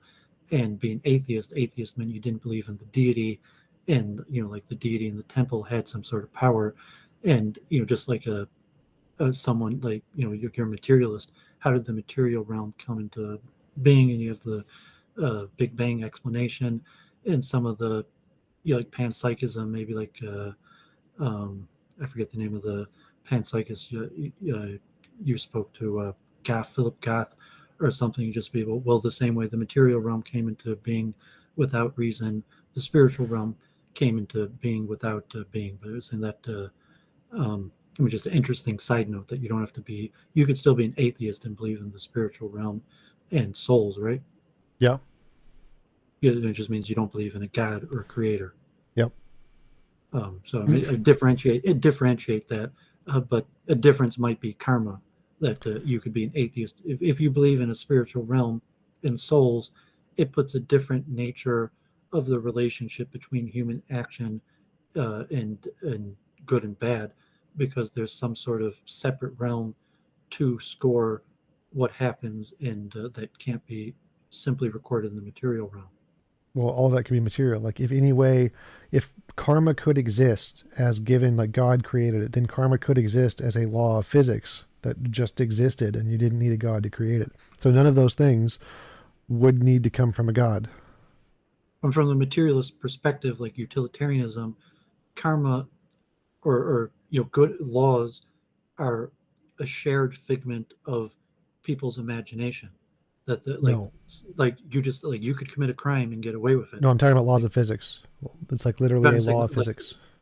human law is not the law of physics. That's why you just said that people, you God forbid, rape and murder and get away with it because it's not a law of Yeah, physics. yeah. It's So a I'm saying if karma existed, it doesn't. If it did, it could be a law of physics, in which case it wouldn't need to be created by a God. So even if karma existed, even though it doesn't need to be supernatural. It can be perfectly natural. It can be perfectly physical. A material law of nature like gravity. It could be a thing. well, I agree with you on that, but I mean, just in terms of like hypothesis. So I mean, if you say there's a hypothesis that their karma exists and is mediated by the spiritual realm, and then there's another hypothesis that of a split between those of what's the origin of karma and the mediated spiritual realm, and so you say it's a deity, it's a God who created it, or you say that you don't have to believe that it's a deity or created it. But I'm saying from my school, I'm accepting both. I'm accepting that there's two realms and that there's a deity, and you're rejecting not only the deity, you're rejecting that there's two realms and karma.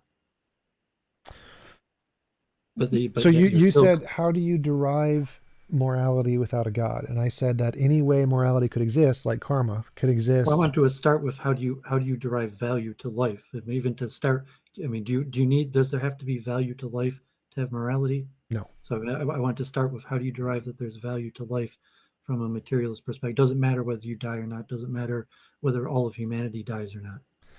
No, I don't ascribe value to life. I describe value to choice, will. So if you don't want to live, then it's moral to die. So I don't think life itself has value. Consciousness has value. Or I say, if my mind tells me that I want to live, or that life has value, but that's just a figment of my mind. It's not objective. I think it is. I think it can be a law of nature, just like karma or whatever could exist. You don't need a God for that. I didn't even get into this before, but even if we're talking like meeting of the mind, and one of the things I argued with Ben Watkins was that joint attention could also be better explained by dualism than materialism, let alone uh, karmatic joint attention. I mean, you talk like just pure, like we've been talking now for uh, 2.5 hours, and obviously, like joint attention seems somewhat factual.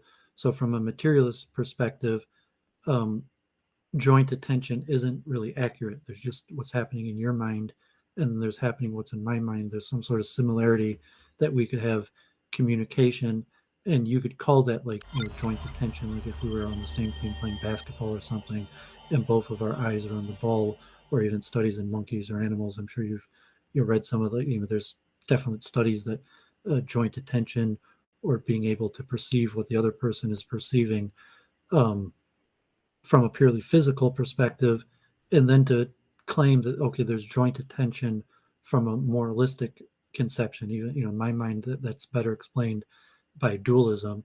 So say that me and you are in complete disagreement on dualism and the nature of the soul and karma, but let's say we both agree that like I don't steal, and let's say TJump him and maybe you don't steal, like even though you don't believe in God, or karma, like in that effect, because like trust me, I don't steal. Like come in your house, I'm not going to steal your shit. It's not going to happen.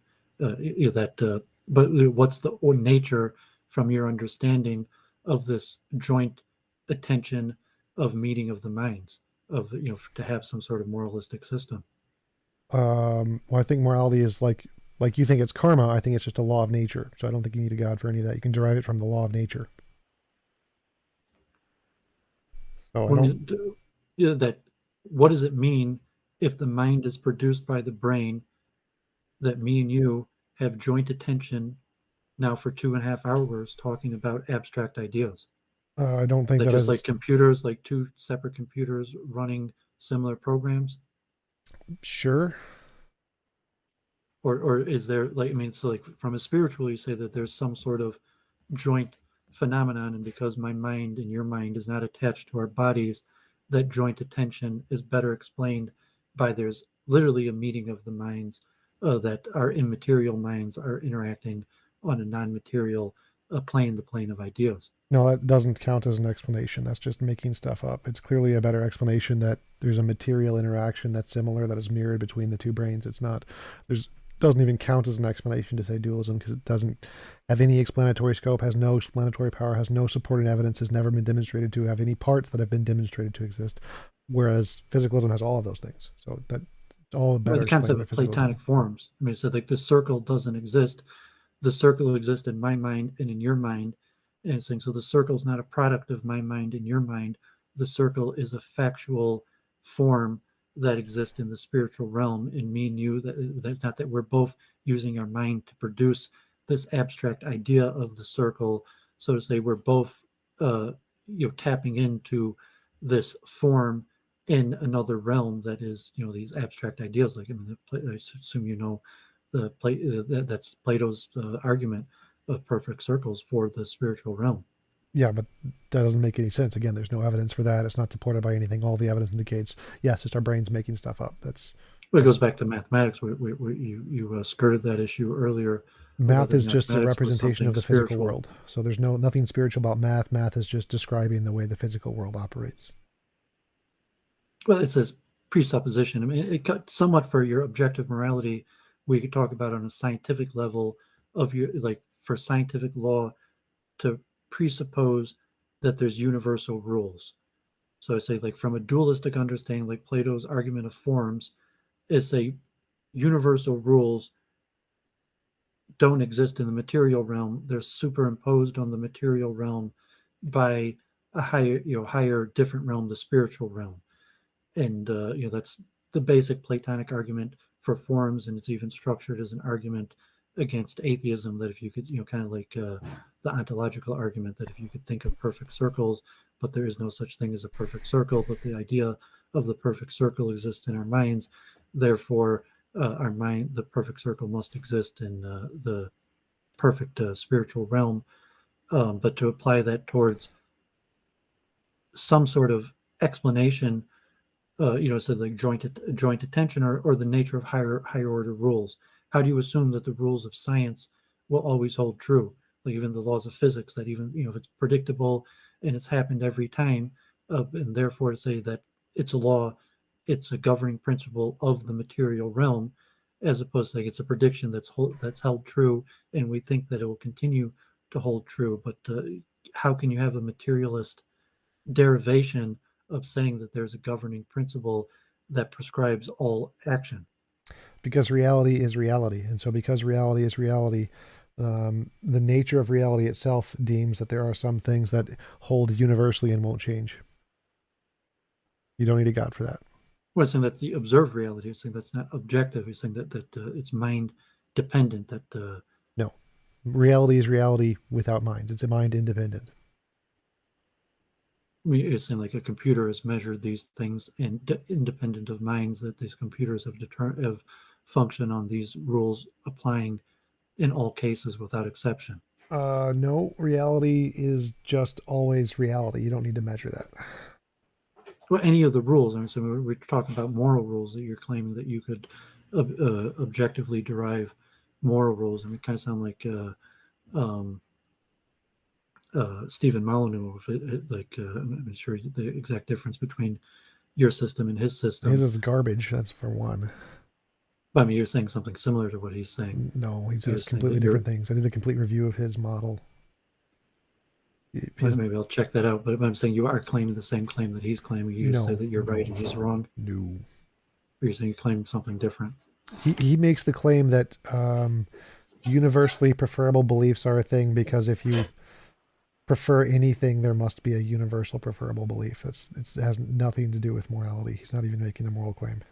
He just So uses I'm the word. starting with physical laws and saying that there could objectively be universal material laws or even logical laws that or any sort of laws, and then that I assume you would agree that first you should establish that to establish morality or something that's independent, that you could establish that there's such a thing as universal laws, period, let alone to establish universal moral laws. Yeah, because laws are just fields, essentially. It's just a description of a field. So the reality is reality. It's just all of the fields in reality are themselves. And it's not because of any kind of abstract, non existing law. It's because that's just reality itself. It is a part of the nature of reality, which is a physical nature and nothing more. So there's nothing beyond the physical. All of those laws are just descriptions of the physical properties of nature itself.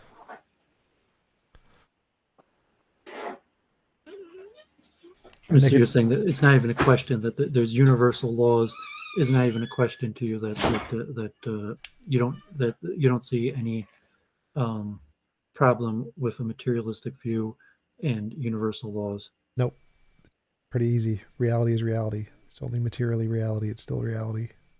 Like ether. Even the original scientists, Michelson and Morley, thought there had to be some sort of ether, and that you need some sort of superimposed system that sees to it that the laws are universal. And you're saying that Nope. It's the nature of reality is the only thing that's forcing that to be the case. You don't need any kind of being to see to it that it's universal. It's like if it's a part of all reality, then it's going to be universal. Adam, thanks for the super chat. If karma is real, how come a shitty person like TJump keeps getting on more shekels? You're right, exactly. well, judge you on your action. I'm saying, okay, relatively, saying judge a person on their action. Like, saying, like, God forbid, like, I hope you're not a rapist or a murderer. And saying, like, okay, you might be an atheist, but judge a person based on their action or repertoire being relatively nice to me. So like maybe you have to create some sort of objective standard for how you judge the morality of a person, and that may be belief independent. That I argue with people all the time. I say that beliefs aren't dangerous, and judge a person on their actions, not their beliefs. I'm not sure if you agree with that, or you think that. You say there's some connection between beliefs and actions, but like I have friends of all sorts, and I judge them on their track record of action, not their beliefs. In fact, I find it interesting to have friends of different beliefs. Yeah, I don't think beliefs can be immoral at all. I think only actions are. Were there any other arguments or evidence that you think are evidence of a god? Well, I think evidence is a tough word, but it's saying that I think it's worldview in these various explanatory power. So I said that we talked about a whole bunch of things, and maybe at some point we're going in circles, but I think that was the basic thing that I was trying to say. That I think there's a lot of uncertainty. The greatest minds of all generations have been debating this, and I don't think we're going to resolve it. Even like we said about the hard problem of consciousness, that I'm predicting that there's not going to be any big breakthroughs on that, and you're predicting there is going to be some sort of breakthroughs, and time will see. Um, and we covered a lot of the metaphysics of like morality to even um, objective higher order rules. But like we're both streamers, so audience will decide. I didn't think I was going to change your mind. I don't think you probably didn't assume you were going to change my mind, but I appreciate interesting conversation. As I even encourage Jennifer to work together with you in that sense of you're a good streamer, intellectual, talking about these ideas in a serious manner. So appreciate the conversation. Yeah, thanks for coming on. Really appreciate you taking the time to have a conversation. Hop on the Discord and chat with Jen sometime, and talk to you later. Okay, yeah, appreciate it. Good luck at the the IRL show, and hopefully that takes off. Maybe you'll be the next Dawkins. Dawkins or something, like traveling around the world. And I saw you joked about Jennifer calling her Deepak Chopra, and Yep. when I debated JF, I used his lectures, and I thought he did better than your typical Judeo-Christians, actually. And so I incorporated a lot. And I even think Arjun and Siddharth did better with some of those Vedic arguments. I've been incorporating Eastern philosophy into that. So, so maybe we'll meet again on the intellectual battlefield. For sure. I'm gonna get some coffee. Need to go to the bathroom too. So again, thanks again for coming on. Oh, do you want to like give anybody a link to where they can find you? You said you stream. Yeah, I have a channel, doooovid, that I have public study sessions and some informative things. I've done research and IRL activity in Detroit. Like I mentioned, I first started out teaching people like how to chant Hebrew prayers, interfaith.